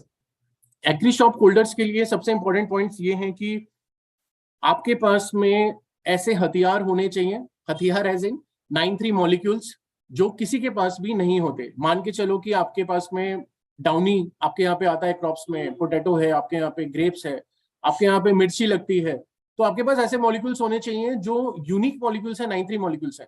ऐसे जैसे मैंने आपको मॉलिक्यूल्स अभी दिखाए और रिजल्ट्स दिखाए, ऐसे मॉलिक्यूल आपके किसान को आपसे जोड़ेंगे कि ये किसान, ये जो दुकानदार है ना, ये ना ऐसी चीज देता है जो किसी के पास नहीं है।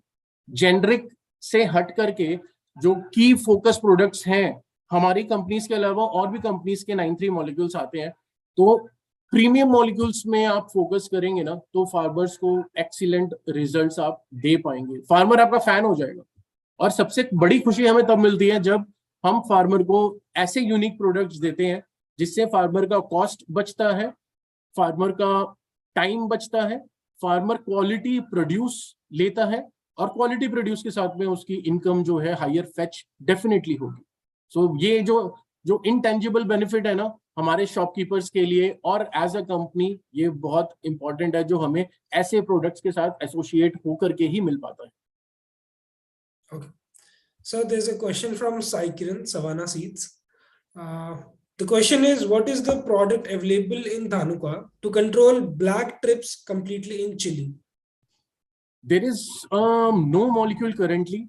जो भी मैं सिर्फ केमिस्ट्री की बात यहाँ पे करता हूँ, I will not take name of brands, ठीक है। मैंने आपको एक डिसाइड प्रोडक्ट के बारे में दिखाया।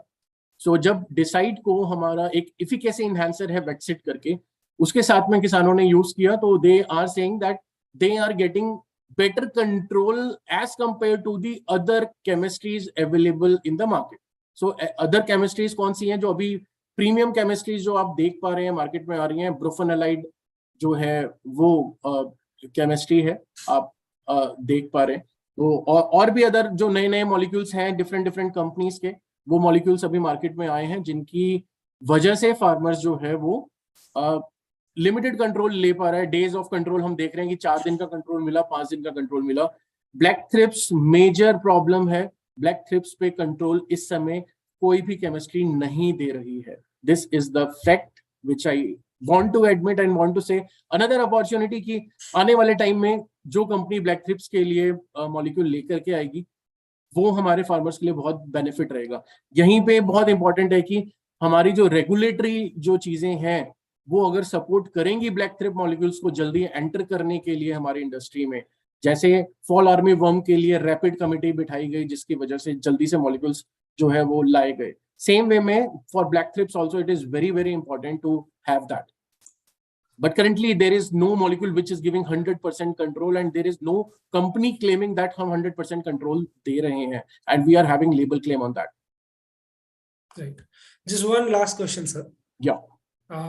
This is from Prasant Bandaru. The question is, there is a clear research that Indian soil were depleting due to the use of all these pesticides and fertilizers, and the present scenario is very seriously considered by world nations. What is your take on this? See, मैंने सबसे पहले जब बात करी, I talked about कि right usage जो है वो बहुत important है दवाइयों का, कि जब हमें जो प्रॉब्लम है वो प्रॉब्लम के लिए अगर हम यूज कर रहे हैं तो हमारे को उसका बेनिफिट मिलेगा। At the same time I talked about product Mycor जो हमारी सॉइल के लिए काम कर रहा है। अगर हमें अपने क्रॉप को बचाना है तो हमें दवाइयों के साथ साथ हमारी सॉइल हेल्थ पे ध्यान रखते हुए काम करना पड़ेगा।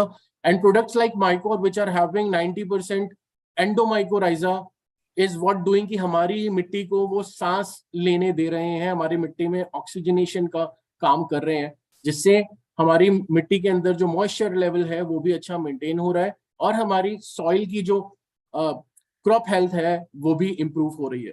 माइको डालने के बाद में जब हमारे किसानों ने अलग साल में सॉइल टेस्टिंग भी करी तो उन्होंने देखा कि उनकी क्रॉप हेल्थ जो है वो काफी इम्प्रूव हो रही है। तो we are doing that.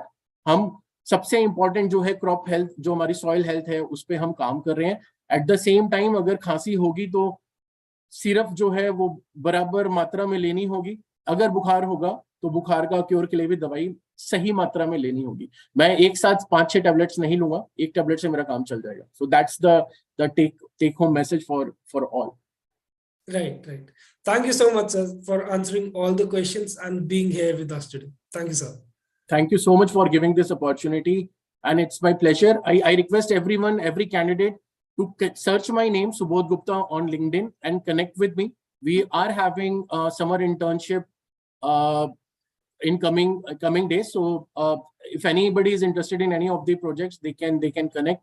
So I request everyone to connect with me on LinkedIn. My name Subodh Gupta. If you write, you will get my profile. Thank you all for giving this opportunity. Thank you so much, sir. Thank you so much. It was very insightful. Thank you so much. Thank you. Yeah, Bhupesh, you can continue. Yeah. Moving ahead with the session, we have today Mr. Mayuresh Gaikwad, Value Chain Manager at Syngenta, India. Sir has domain expertise from agri input to food value chain. He is proficient and experienced in business and operations as well as sales and marketing. Sir has vast experience from agri-venture entrepreneurship to product management strategy head till his current profile of value chain manager in Syngenta. We hope all our participants will learn from this expertise in management systems advances in value chain management. We all know the power of value chain management and if strengthened, how effective it can be for all the players from farmers to consumers in the supply chain. And being a maestro of the value chain, Sir will share with us some key insights from his experience in the microenvironment. So without any delay, I would cordially invite Mr. Mayuresh sir and request to address our participants. We all are eager to hear you, sir. Hey, thanks, Bhupesh. Thanks for the introduction, and it's wonderful to be, once again associated with all of you. I think we'll first start with the session, and then we can have, the question answer session because a lot of people will be having answers for them. This is going to be a very new topic, so I'll just share my screen. Are you able to see? Yes, sir. Cool. So before we start with actually the value chain, I don't know how many of you exactly know what is value chain in agriculture sector and why a guy from Syngenta is, presenting this, because many of you know what Syngenta is, but still for the benefit of everybody over here, I'll just reiterate that, Syngenta is one of the world's largest conglomerate in the field of agriculture inputs. Basically, we are the leaders in crop protection chemistries. We have developed innovative chemistries for the world, and we are operating out of 190-200 countries with a leadership in every country. We are also leaders in vegetable seeds, and whatever innovative vegetables you have seen or you have heard or you have eaten, I'm damn sure that they are 90% coming from Syngenta portfolio.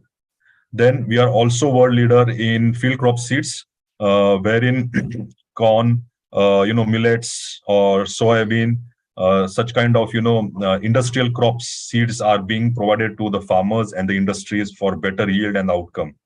And the last one, which we have recently started considering the global need and the requirement of mankind, is the biologicals. So we have bought in innovative biologicals for the protection of nature, for the protection of food, and ensuring healthy food production is being carried out. So we are also leader in biological biological product business. So this is about Syngenta. Then what makes sense for Syngenta getting into value chain? First of all, let me tell you what value chain is. But before we have detailed discussion about value chain, the basic thing is about value chain that from farm, that is from farmer to end consumer, whatever falls in between that entire supply chain or that entire value chain is basically a value chain. Now, why it is called value chain? Because it adds value from every entity when it passes from one entity to another entity. Meaning what? Syngenta gives seeds to the farmer, Syngenta gives crop protection to the farmer, Syngenta gives biological to the farmers. So farmer is producing that and making a very good food for the consumers or for the entire world over here. Right now, once the food is ready, it is being taken up or purchased by traders, processing industries, or any kind of middleman who is taking it forward to the next level in the cities or to the main markets. So he is doing certain kind of value add over there in terms of handling, operations, transportation, even quality management, and then the product is either in a raw form, in a fresh form, or in a processed form provided to the end consumers. So the one who is selling it directly to the consumer is the retailer. So all the people, logistics, handlers, operating agencies, your farmer, your end consumer, all are part of value chain. And that's why it becomes necessarily important for world number one company like us that we participate in value chain. We ensure that farmers and the end consumers and also various value chain partners involved in this entire supply chain of food business, right from farm to the consumer, we are able to give them better quality, better income, and better operations, so that their life is more easy and more adaptable. So let's start what we have today. So today is Chhatrapati Shivaji Maharaj Jayanti, so we have Shiv Jayanti, and I thought what could be a best day to explain how we should move ahead in terms of agribusiness or in terms of our own life.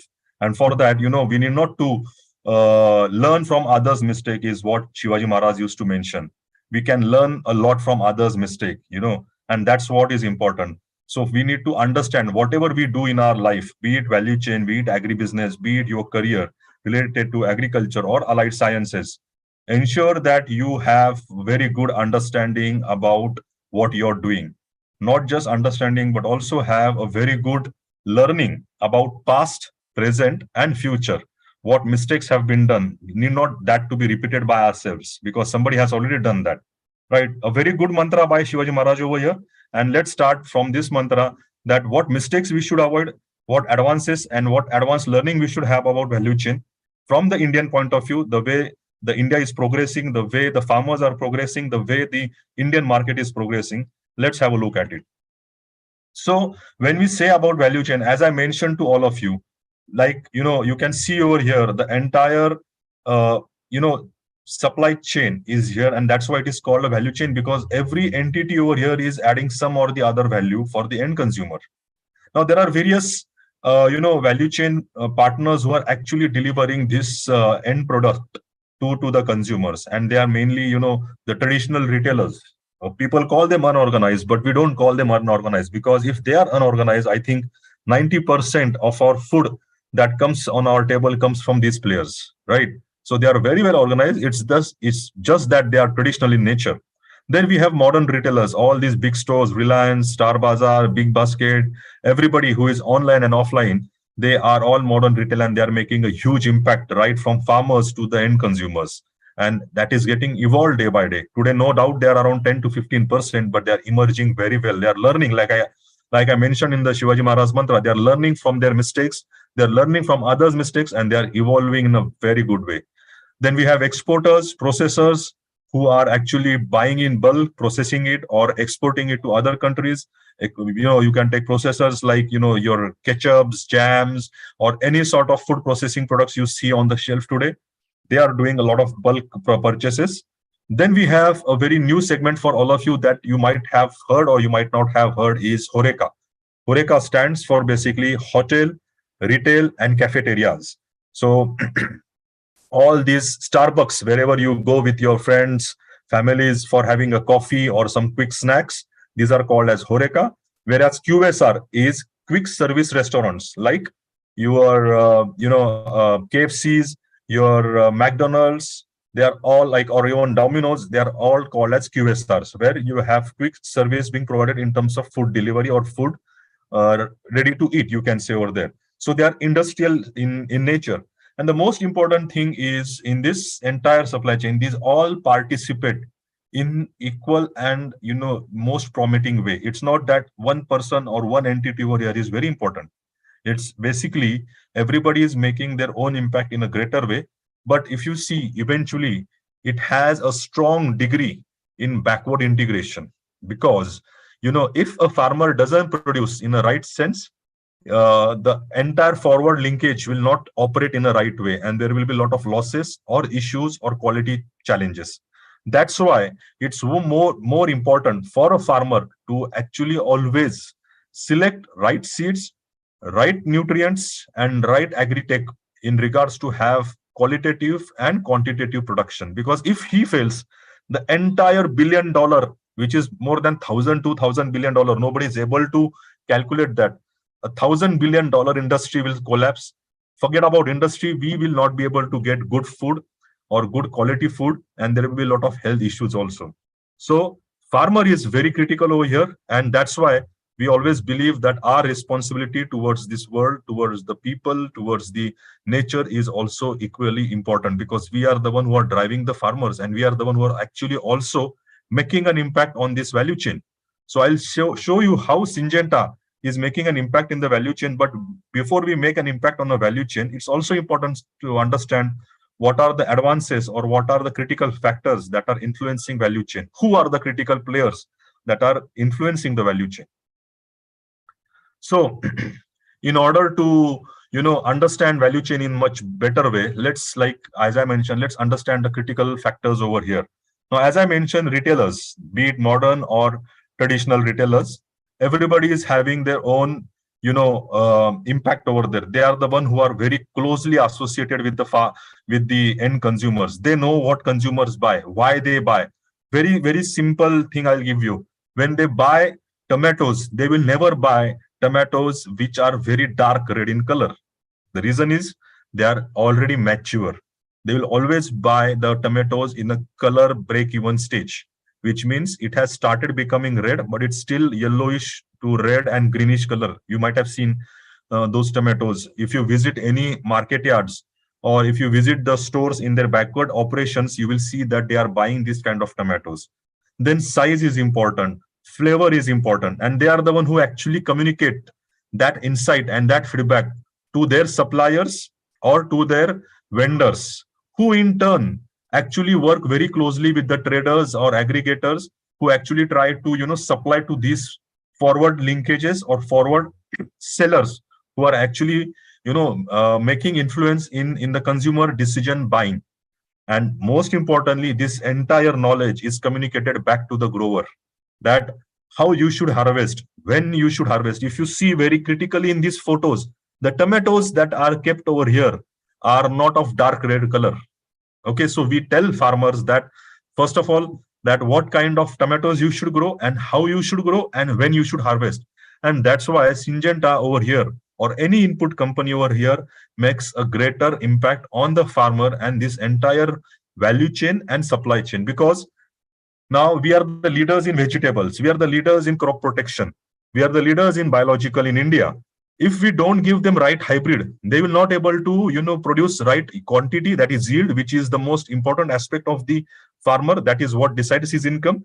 But he will not also be able to provide right quality of the tomatoes or any kind of vegetables or fruits. Because if the right quality is not provided, and if the tomatoes become red or they ripe immediately in one day, the forward linkages are not going to pay them more. Because excuse me, because if they provide red tomatoes, ripe tomatoes to the forward linkages, they will be paying them less, because they know that the wastages are going to happen more with such kind of ripened tomatoes. So we need to provide the breed of the tomatoes, the varieties of the tomatoes to the farmer in such a way that they slowly ripen in a day, 2 day, 3 day, 4 day. Even if it becomes red hot in color, it should stay fresh for at least 1 day. So these people are able to manage the supply, the trade, and the complexity of the sales. And at the end of the day, the consumer is able to maintain the tomatoes in the refrigerator in a good quality. Because if he starts throwing the tomatoes, he will then reduce his tomato consumption. Like that, you have to be very cautious when you are developing varieties or you are working with the farmer. I think Praveen has raised a hand. Do you have a question? Okay. So when we go to the, in terms of detailed understanding of the portfolios that the value chain has to handle, as a value chain, Syngenta has to look forward. There are a lot of, strategic portfolios available today in the entire, the supply chain, basically. Why this is getting stuck? Okay, so if you see, we need to build strong farmer relationship and partnership. Now, be it any modern retailer, be it any exporter, be it any processor, if he is not having a strong relationship with the farmers, he will not be able to have qualitative and quantitative output. Now, if you see as value chain, what are the top major commodities or portfolios that entire value chain has to look? One is the top. Now, you will say, what is top? Top stands for tomato, onion, and potato. Then comes the FNV, that is fresh fruits and vegetables. And then the most largest chunk is grains, because they are required on day-to-day basis, daily basis. They are volume driven, they are very strategic, and they are also having continuous demand. But when we say that, they are also having a very challenging way of handling the operations. Grains cannot be handled the way the top commodities are handled.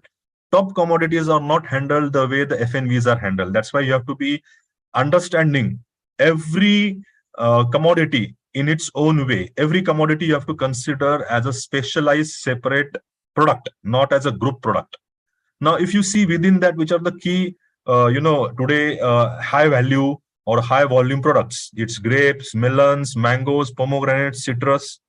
These are high value, high volume products in FNV because they are more marginized. They have a very good margin, whereas these commodities have very substantially low or limited margins. But when you are, working in the value chain, you cannot just, provide one certain particular product to the consumer. Consumer will not only buy melons from you, or they will not only buy mangoes from you. They are either seasonal or they are only limited. Can a consumer buy everyday grapes from you? No. He will be requiring different and mix of all these portfolios. So you have to be also innovative. Okay. Now, what are the innovatives over here? You have color cauliflower. So Syngenta in India has launched a color cauliflower, which is in, violet color and in orange color. But they are not just colorful. They are more nutritive. They are the most nutritive, vegetables available on the planet today. They are having highest amount of anthocyanins, antioxidants, cytokinins in their, fresh produce. Okay, many leading institutes have accredited their nutritive value. Then we have also seedless watermelon. I think the first photograph that you saw, I think you might not have ever seen seedless watermelon in India, but we have recently launched after 10 years of successive detailed working in Indian condition. I was the one who started 10 years back, and luckily I'm the one today who is executing seedless watermelon in India.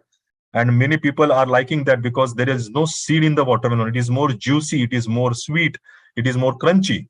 So these innovative, kinds of products you have to try, because you will have to maintain your margins, your demands, your attraction. And apart from that, you'll have to also get into value addition with promoting the products in a more innovative way, branding them, having organic product line.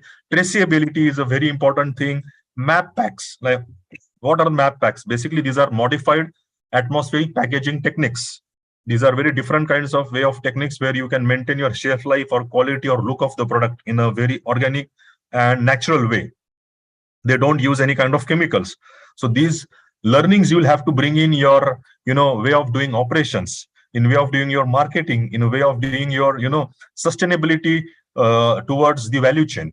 So you have to be very strategic in terms of optimizing your profits, your operations, and your capabilities. Now, when you're doing this today, India is shining in much better way than past what we were having 10 years back. Now, why that is happening is because incomes are increasing. There are a lot of various ways of getting knowledge because of WhatsApp, Facebook, Instagram. People are going abroad, they are traveling globally, they are understanding the quality and the nature of food that we are consuming. And thanks to, because of your COVID, People are now becoming more and more nutritive. So they are looking for qualitative products. That's why this is very important to also have various, technologies and certifications in place. Now, let's understand like what we discussed about the various entities in terms of value chain. We'll start first with the basic and the most important entity of value chain is grower. And without grower, I think like I mentioned, we will not be able to provide right quality and quantity of product to the forward linkages. And if that doesn't work well, then we will not have right quality, not right nutritive, right amount of food available on our tables. That's why improved varieties is most important for growers, because the most improved varieties, the better the chances are of having good quality food production. Then the most important thing is that they should also have lesser disease and pest tolerance, because we should be able to apply lesser amount of pesticides. The less amount of pesticide is always better for our health. That also we try to always develop over here. Also, it reduces the cost of application, the cost of investment in farming. That's why there is an increase in the yield.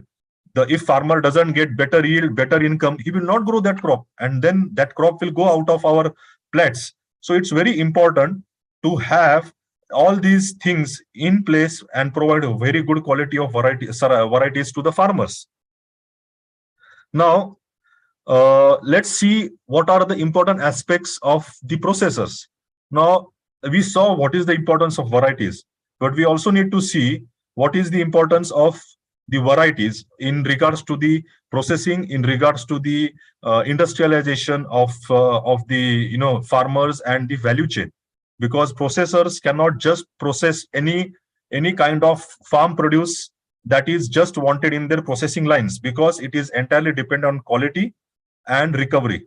So I'll just give an example. If you have seen a sweet corn processing unit, there is a very good calculation that I'm bringing in 1 ton of sweet corn, I'm taking the grains out of it, and then the shank, the middle round,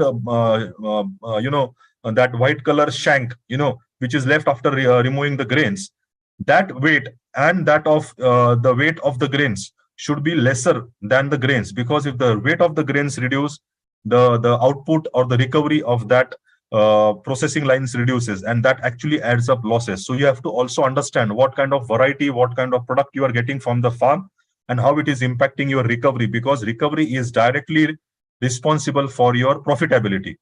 Then if you are using a particular variety and a particular farm produce in terms of quality, the quality should be considered in terms of its sweetness, chewiness, its starch content, its shelf life.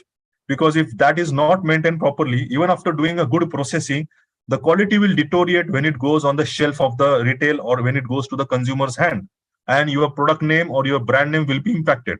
So it's very important that you actually do a lot of learning, understanding that what you are buying from the farmer, and as I mentioned, that you have to work very closely with the farmer and provide him the right varieties. And Syngenta over here, being the leader, we are always working very closely with the processors and the farmers to provide them the right varieties. That's why we are #1 in sweet corn, we are #1 in hot pepper.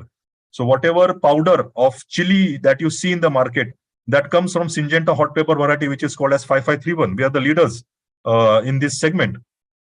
Now, apart from that, one important critical aspect is the supply chain. Once you take the product from the farm and you are bringing it to either to the trader, retailer, or processor or exporter, during that 3 hours, 5 hours, 10 hours, 15 hours, 20 hours, 3-day, 4-day journey, the product should be able to maintain its freshness, its quality, and its nature of handling and operations. Because if that doesn't happen, the product will lose its quality, it will break, it will deteriorate its quality, and ultimately the buyer will make a lot of losses, the supplier will make a lot of losses, and nobody is going to win over here, because ultimately farmer will make a lot of losses. So when we develop varieties in such a way that they should be having stray long freshness. Longer the freshness, longer is the perishability, reduction in the perishability. So we always try to work with the supply chain companies, we always try to understand from them. Like we have recently, I was in Berlin last week, and we got a silver award in one of the world's prestigious food show or a fresh commodity show, which is called as Fruit Logistica. You can just search on Google and you will see it, how big the event is. And we got an award for our ideal melons. Now these melons, which you see over here, they are basically having a shelf life of 3 to 4 weeks. If you imagine in India, the melons that you get, the muskmelon, they have a shelf life of 3 to 4 days. As soon as farmer harvest it, you have to consume in next 3 to 4 days. There is a lot of pressure on the trader, on the farmer, on the consumer to buy it immediately at a very good quality, very good freshness, then consume it as early as possible. So if you see your parents or you by yourself, you will never bring 5-7 melons together. You will always bring 2 or 3 melons, because you know that even if keeping that in a refrigerator, its quality will get deteriorated. But these melons, the ideal melons which are coming in India also, they have a shelf life of 3 to 4 weeks, and they have a harvesting indicator. They have a very good transportability. So they can be produced in South India and they can be sold in Kashmir. They are produced in South India at a temperature of 40-45 degrees, and they are sold in Kashmir at 1 degree, 2 degrees. That amount of, stress of weather handling and operations they are able to take. So we have to also understand that if you are getting into value chain business, fresh produce business, or food processing business, you should understand the nature of the variety or of the fresh produce that is being produced by the farmer in regards to handling and operations and supply. Then the most important aspect is retail market, the consumers, what they want, how they want. So if you see, these are our international varieties in regards to fresh tomatoes that can be eaten raw. Normally we Indians have habit of eating tomatoes in vegetables, sabzi types, we prepare it in our home and we cook it. But there are also tomatoes which can be eaten immediately, like grapes. These are the wine tomatoes in different colors, different sweetness, different taste. They are sweet. They are, they are a bit, sour in taste, sweet and sour mix also. These are the new innovative, peppers, sweet pepper, which actually taste like sweet corn. Means they are so sweet that you will not feel that you are actually eating a mirchi. Normally what we have in our mind that, oh, mirchi is always spicy, but this one, though it looks very hot and red, it's very sweet.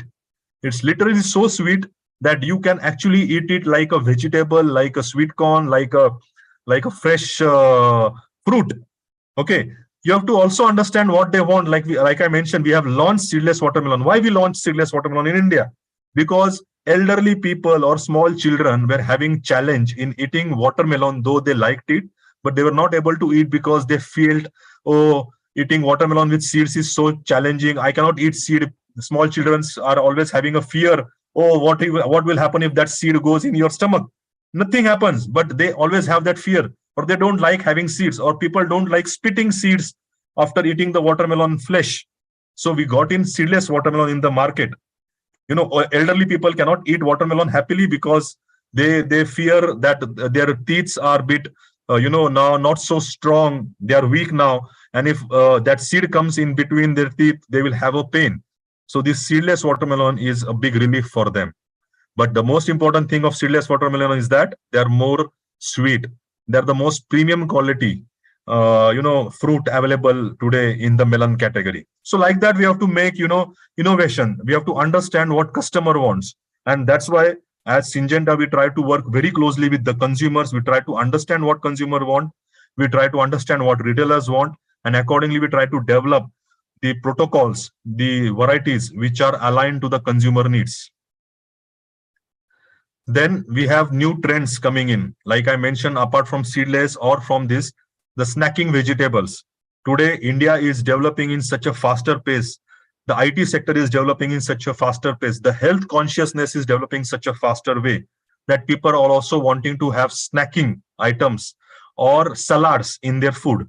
So we are bringing different kinds of salad tomatoes, salad peppers, salad chilies, nutritive vegetables which are high in antioxidants, anti-cancer, high in vitamins, and then convenience on the go.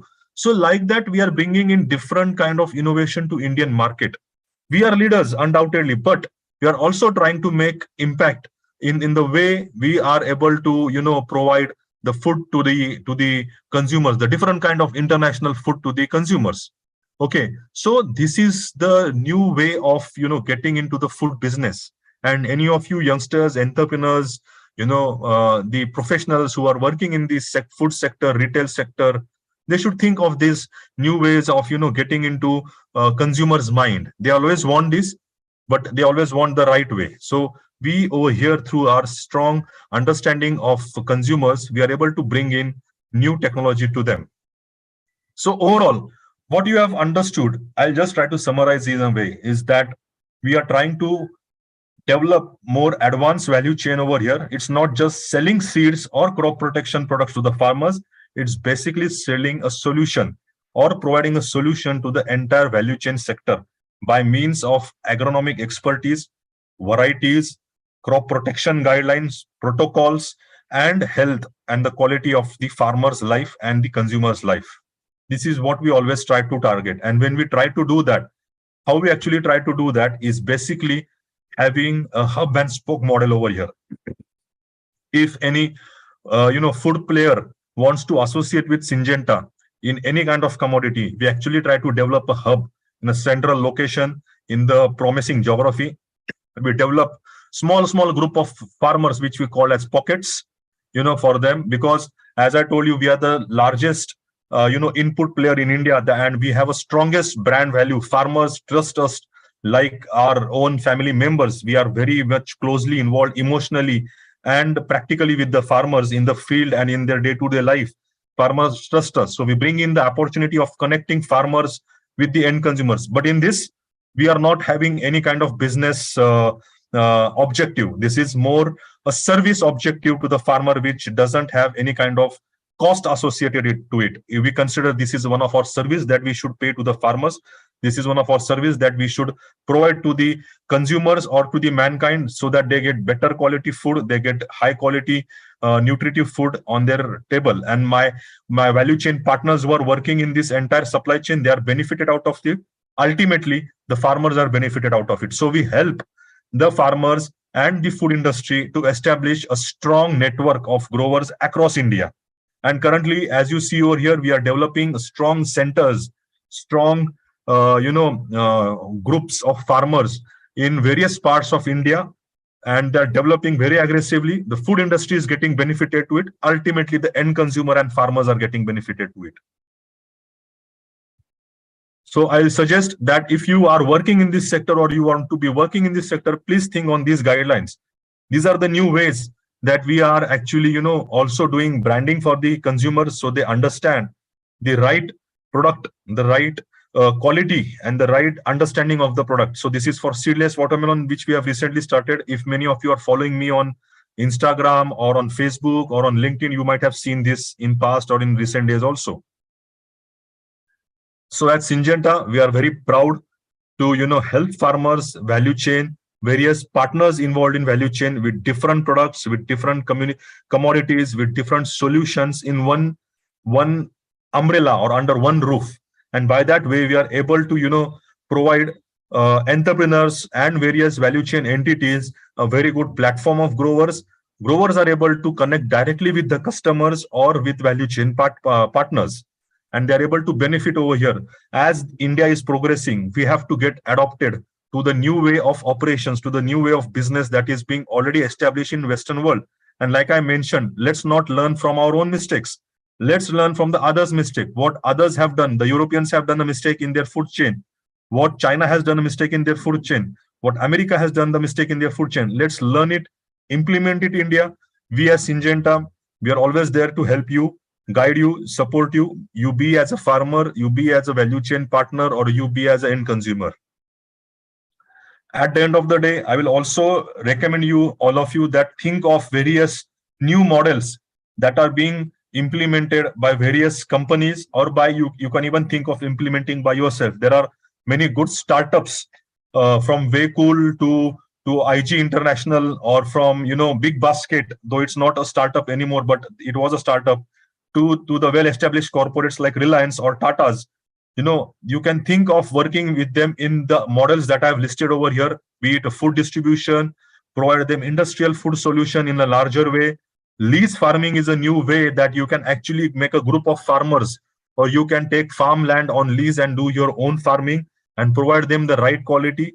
These people will in return will provide you a better margins in your farming activity.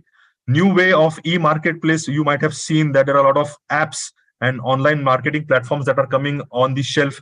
You can even try of getting associated with them. And then there are national sourcing opportunities also, like melons, onions, tomatoes, that can be grown in one part of India, but needs requirement or demand is across entire part of India. And you can actually work from south to north, east to west. In this entire model, wherever you want any support from Syngenta, we are always happy to help you. We have a very good learning on the global understanding. We have a very good learning on the Indian understanding. And we can really work shoulder to shoulder with you, with the farmers. So think innovative, think something out of the world, start bringing in new models on the platform of India. There are a lot of opportunities being provided by Government of India, Government of Maharashtra, and various other state governments for startups and value chain businesses. Help to be free. Help yourself to reach out to us and get associated with us. And think of these innovative models. We are always there to help you in different ways. Thank you. If you have any questions, feel free to ask me. Thank you so much, sir. That was a wonderful session. Thank you so much for these deep insights into the value chain, as well as the recent advances in products and market. Really, we learned a lot on such a brimming topic. Moving forward, we'll have our question answer session. So our first question is from Balaji Wagmare. His question is, how can farmers collaborate with Syngenta in value chain? He's saying that he has a farm and wishes to initiate a vegetable value addition unit. So how can he contact Syngenta for this? So basically, you can contact our local Syngenta representative. Now that you are a farmer, you must be knowing any Syngenta representative. We have representative in every taluka, every block of the district in India. Okay, you can reach out to the nearest retailer who supplies the inputs to the farmer. You can ask him if you don't know anybody, any person. And you can even, if you meet any local person, you can just, convey the message to him. Though you have conveyed to me, we can discuss in more details and we can think of, the model that can be implemented, because we cannot have a model that is implemented in Pune, copy paste the same thing in Uttar Pradesh, Lucknow, because entire supply chain, the local challenges are different. Okay, so we can sit, we can discuss. There are a lot of ways of collaborating with Syngenta as a farmer, as a value chain entity. We can develop a local model. If there is a group of farmer, happy to assist you. If you have an FPO, drop a mail to me. I'm available on LinkedIn, or you can even send a mail to Agmatrix. We are also working, together. They are also providing us various FPOs and farmer networks in regards to establishing, value chain or farming services. Right, sir. So we have another question. Even today, India is witnessing 20 to 30% loss in vegetables with all the advances in value chain technologies.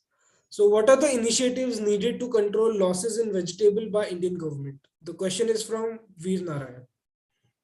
Oh, very good question, Veer Narayan. I think you have mentioned a very right question.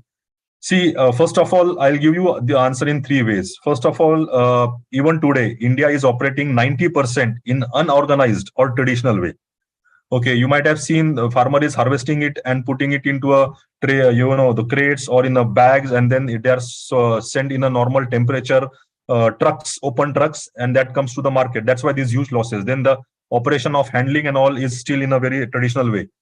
But one of the way addressing this is, like I mentioned, an example of ideal melons or the Syngenta varieties which have high perishability, very low perishability and high transportability. These are the new, methods of reducing the losses. Now, immediately, how much it will reduce? I think variety to variety, crop to crop, it will make an impact by almost 20 to 50%. Like in ideal melons, 3 to 4 days of shelf life has been converted to 3 to 4 weeks of shelf life. So it has jumped more than 200%. Okay. In tomatoes, the varieties that Syngenta has, they have a shelf life of 7 days. Normal other varieties or the earlier Syngenta own varieties also were like having 3 to 4 days of shelf life. We have doubled the shelf life now. And the another varieties that are coming, they're also getting more and more shelf life, more and more transportability. So the backbone is the variety. First backbone is variety. Second backbone is basically the way you handle, the way you harvest, the way you operate. So farmer needs to harvest it at the right stage of the maturity. Then once you harvest it, you have to put it in the right transporting crates. Okay, you cannot use the same crates for same commodities. Okay, then once you are transporting it, India unfortunately has very less amount, 1 or 2% of reefer containers, because the market that we operate, they are also not reefer. So we cannot make everything reefer. But if you are able to use advanced varieties, especially that Syngenta has, or very good company has, not just Syngenta, but other good companies also have that. If you choose right varieties of right, suppliers, you will have almost 30 to 40% of reduction in such kind of losses. Then there are other ways, the way we are handling the commodity, and it will take a lot of time. Okay, we cannot do 100% refer. India doesn't require refer. Okay, but what we require is smooth way of handling, right way of handling and holding the commodity. Okay. Sir, excuse me. Yeah. Yeah, sir, what about the current scenario of Syngenta with respect to northeastern part of our India? Sorry, I'm not able to hear you. Current scenario of Syngenta with respect to northeastern part of the country. So in northeastern part, we are operating extensively. So in India, we have been operating since last more than 50 years, but not as Syngenta. We were earlier Sandoz, Zeneca, etc., etc. Since last 20 plus years, we are operating as Syngenta. We have been there in northeastern part from long time. You can actually connect to Syngenta India page on LinkedIn. You can drop in your CV over there. There are a lot of career opportunities for field, for trials, for research, for marketing, and we have a huge team. We have more than 1,000 2,000 people in that part of the world. Thank you, sir. Sir, we have Sudhanshu Singh. Sudhanshu, you can Yes. turn on your camera or mic. Yes. Many thanks, Mayuresh ji, for this great presentation. Actually, I have a question for the farmers who are growing vegetables, basically who are involved in green leafy vegetables. Shelf life of green leafy vegetables are really, very less. Highly perishable. By the evening, all the vegetables have reduced the value by 80%, 70 to 80%. So actually, we have suggested a few farmers to try to, as you rightly mentioned, that handling and harvesting is one of the key to manage these things. But still, sir, is there any opportunity to, develop some freezers, not freezers, some sort of carrying equipment where they can store, just imagine a cart vendor who can keep the green leafy vegetable fresh all along the day. They can really enhance the value of the vegetable. So I was thinking about such things, like how the farmers can earn from it, or even the vendors, the local vendors can earn from Yeah. this better. So See, Syngenta basically, has a, yeah. Thanks a lot. That's yeah. all. See, Syngenta doesn't have any kind of direct solution in this because we are not into packaging yet. But our focus is more on the research part related to varieties, chemistries, biologicals, and nutrients.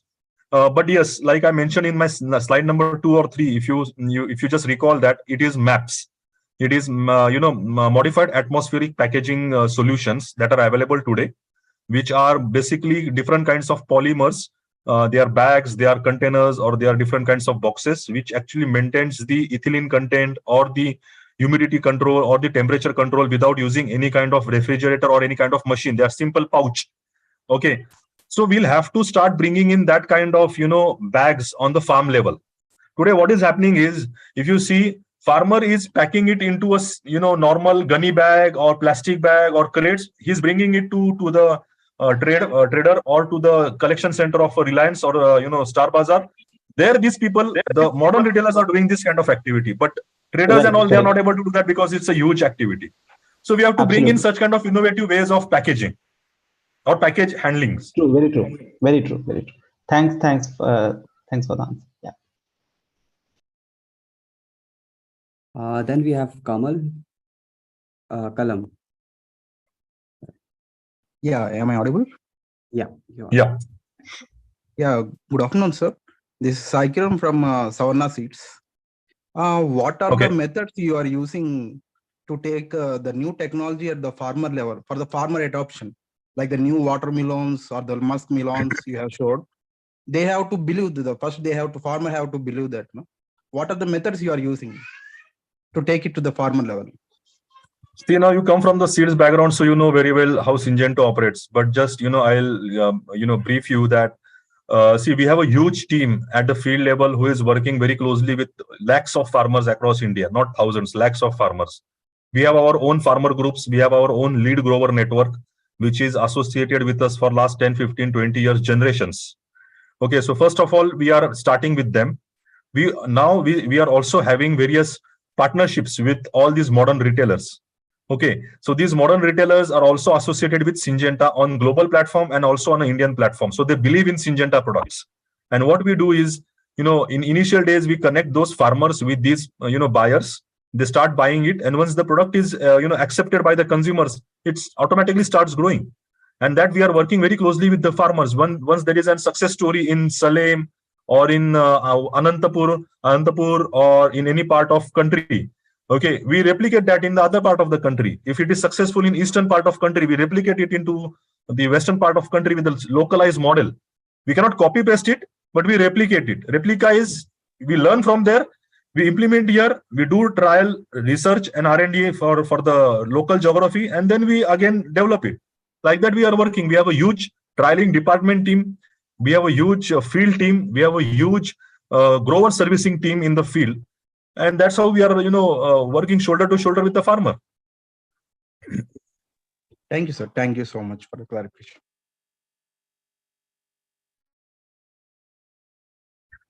Yeah, you can go next, Sana. Yeah. So, my question is, in India, I think we have all the farmers are small producers. Like everyone owns, I think majority owns less land. So do you see any impediments in, farming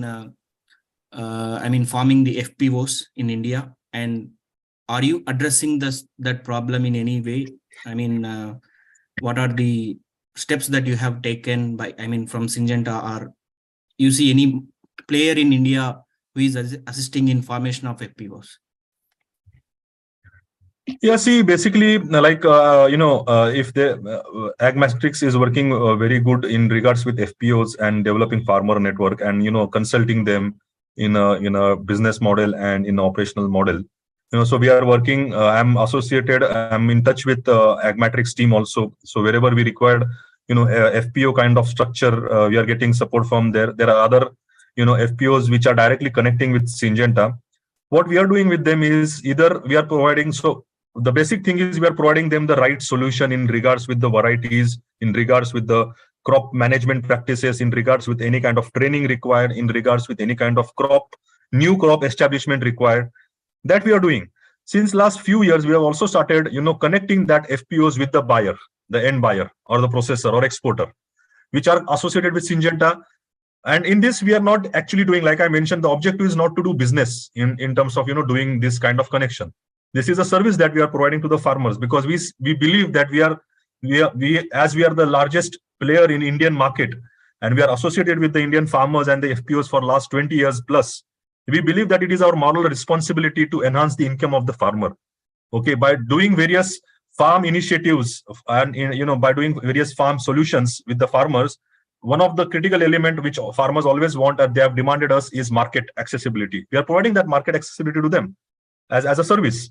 Okay, and that buyer, if that buyer wants to develop any kind of specialized market accessibility, we are also developing that with FPOs. We are taking help of various consultants like Agmatrix or any other people who are doing that. And we are establishing that crop or that entire value chain or supply chain for the end customer and for the farmers. So there is a lot of scope. We are working already with many FPOs.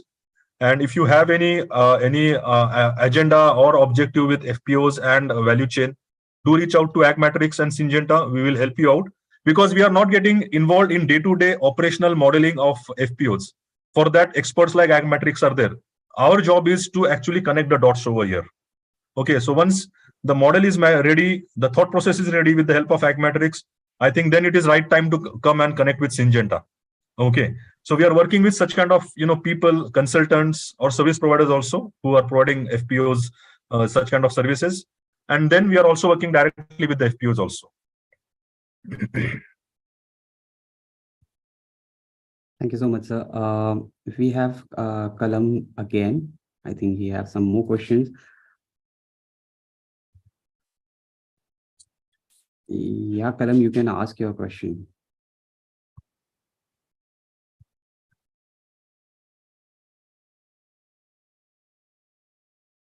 Hello, Kalam, are you there?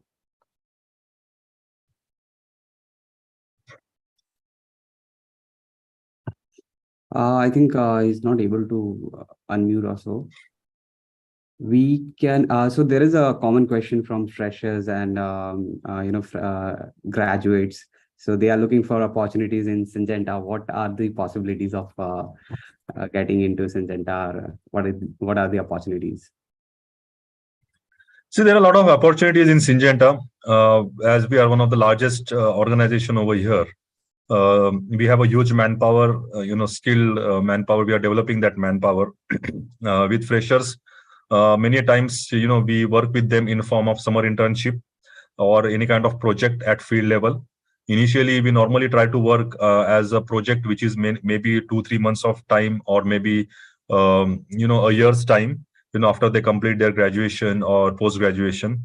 And those kind of projects are of different ways. It's not only about value chain, but it's all about sales, marketing, research, trials. So person who is there, students, if you are thinking that I'm from MSc, I don't have any marketing and sales MBA degree, not to worry. You can also apply for such kind of entrepreneurship, such kind of projects and trainings. Sorry, association or internships with Syngenta. You can reach out to the page. You can reach out to me on LinkedIn. We have Syngenta India page. You can drop down your CVs over there on the websites also, and you can get associated. The most important thing about Syngenta is the culture and the value over here. We strongly believe in ethical values and ethical way of working in Syngenta, and we have zero tolerance against any kind of unethical or non-compliant behavior and approach. So we always ensure that we work in a more open way. We respect each other. We respect our customers, be it farmer, be it distributor, be it retailer, and we always maintain a very healthy culture in our organization. So we are always welcoming a new talent, fresh talent. Nothing is, don't shy yourself that you are a fresher and how you can approach Syngenta. Approach us. And if you are deemed fit, if you are suitable, we'll surely, ensure that you are hired in the right position with the right career path. Definitely, sir. So there is a last question. So Syngenta Agri value chain business model is only for the developed high shelf variety, or to focus on supply chain end-to-end customer? No, it's meant for all the products, irrespective of vegetables, grains, and all. We have a huge team in value chain in Syngenta India, and we are working right from apples to corn and from tomatoes to watermelons.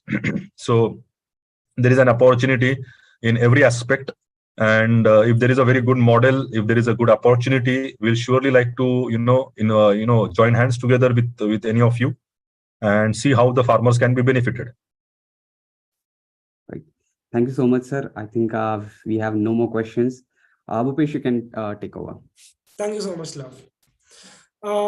With all that, I would sincerely thank you, sir, from the team Agmatrix and all of us as participants. Thank you so much for being here today with us. Thank you, and it was a wonderful opportunity. Thanks to Agmatrix and the team over here. It is always good to connect the entrepreneurs, the freshers, the students over here, so they understand where the India is heading. And I think the youth that all of you over here, you should start thinking in an innovative way. There are a lot of opportunities from the governments. There are many, scalable, sizable opportunities in terms of careers also in this.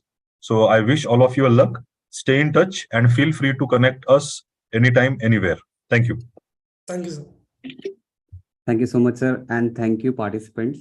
We'll see you tomorrow for our digital and innovative technology in agriculture module at 5:50 p.m. tomorrow.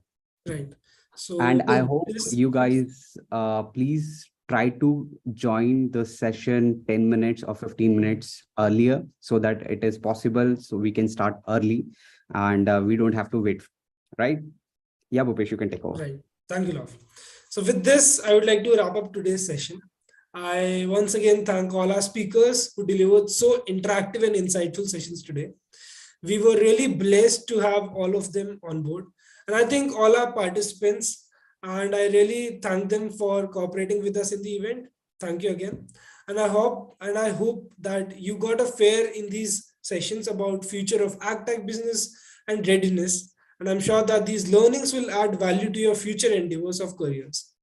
We would also request everyone to give us a feedback about the session and the program in the chat box.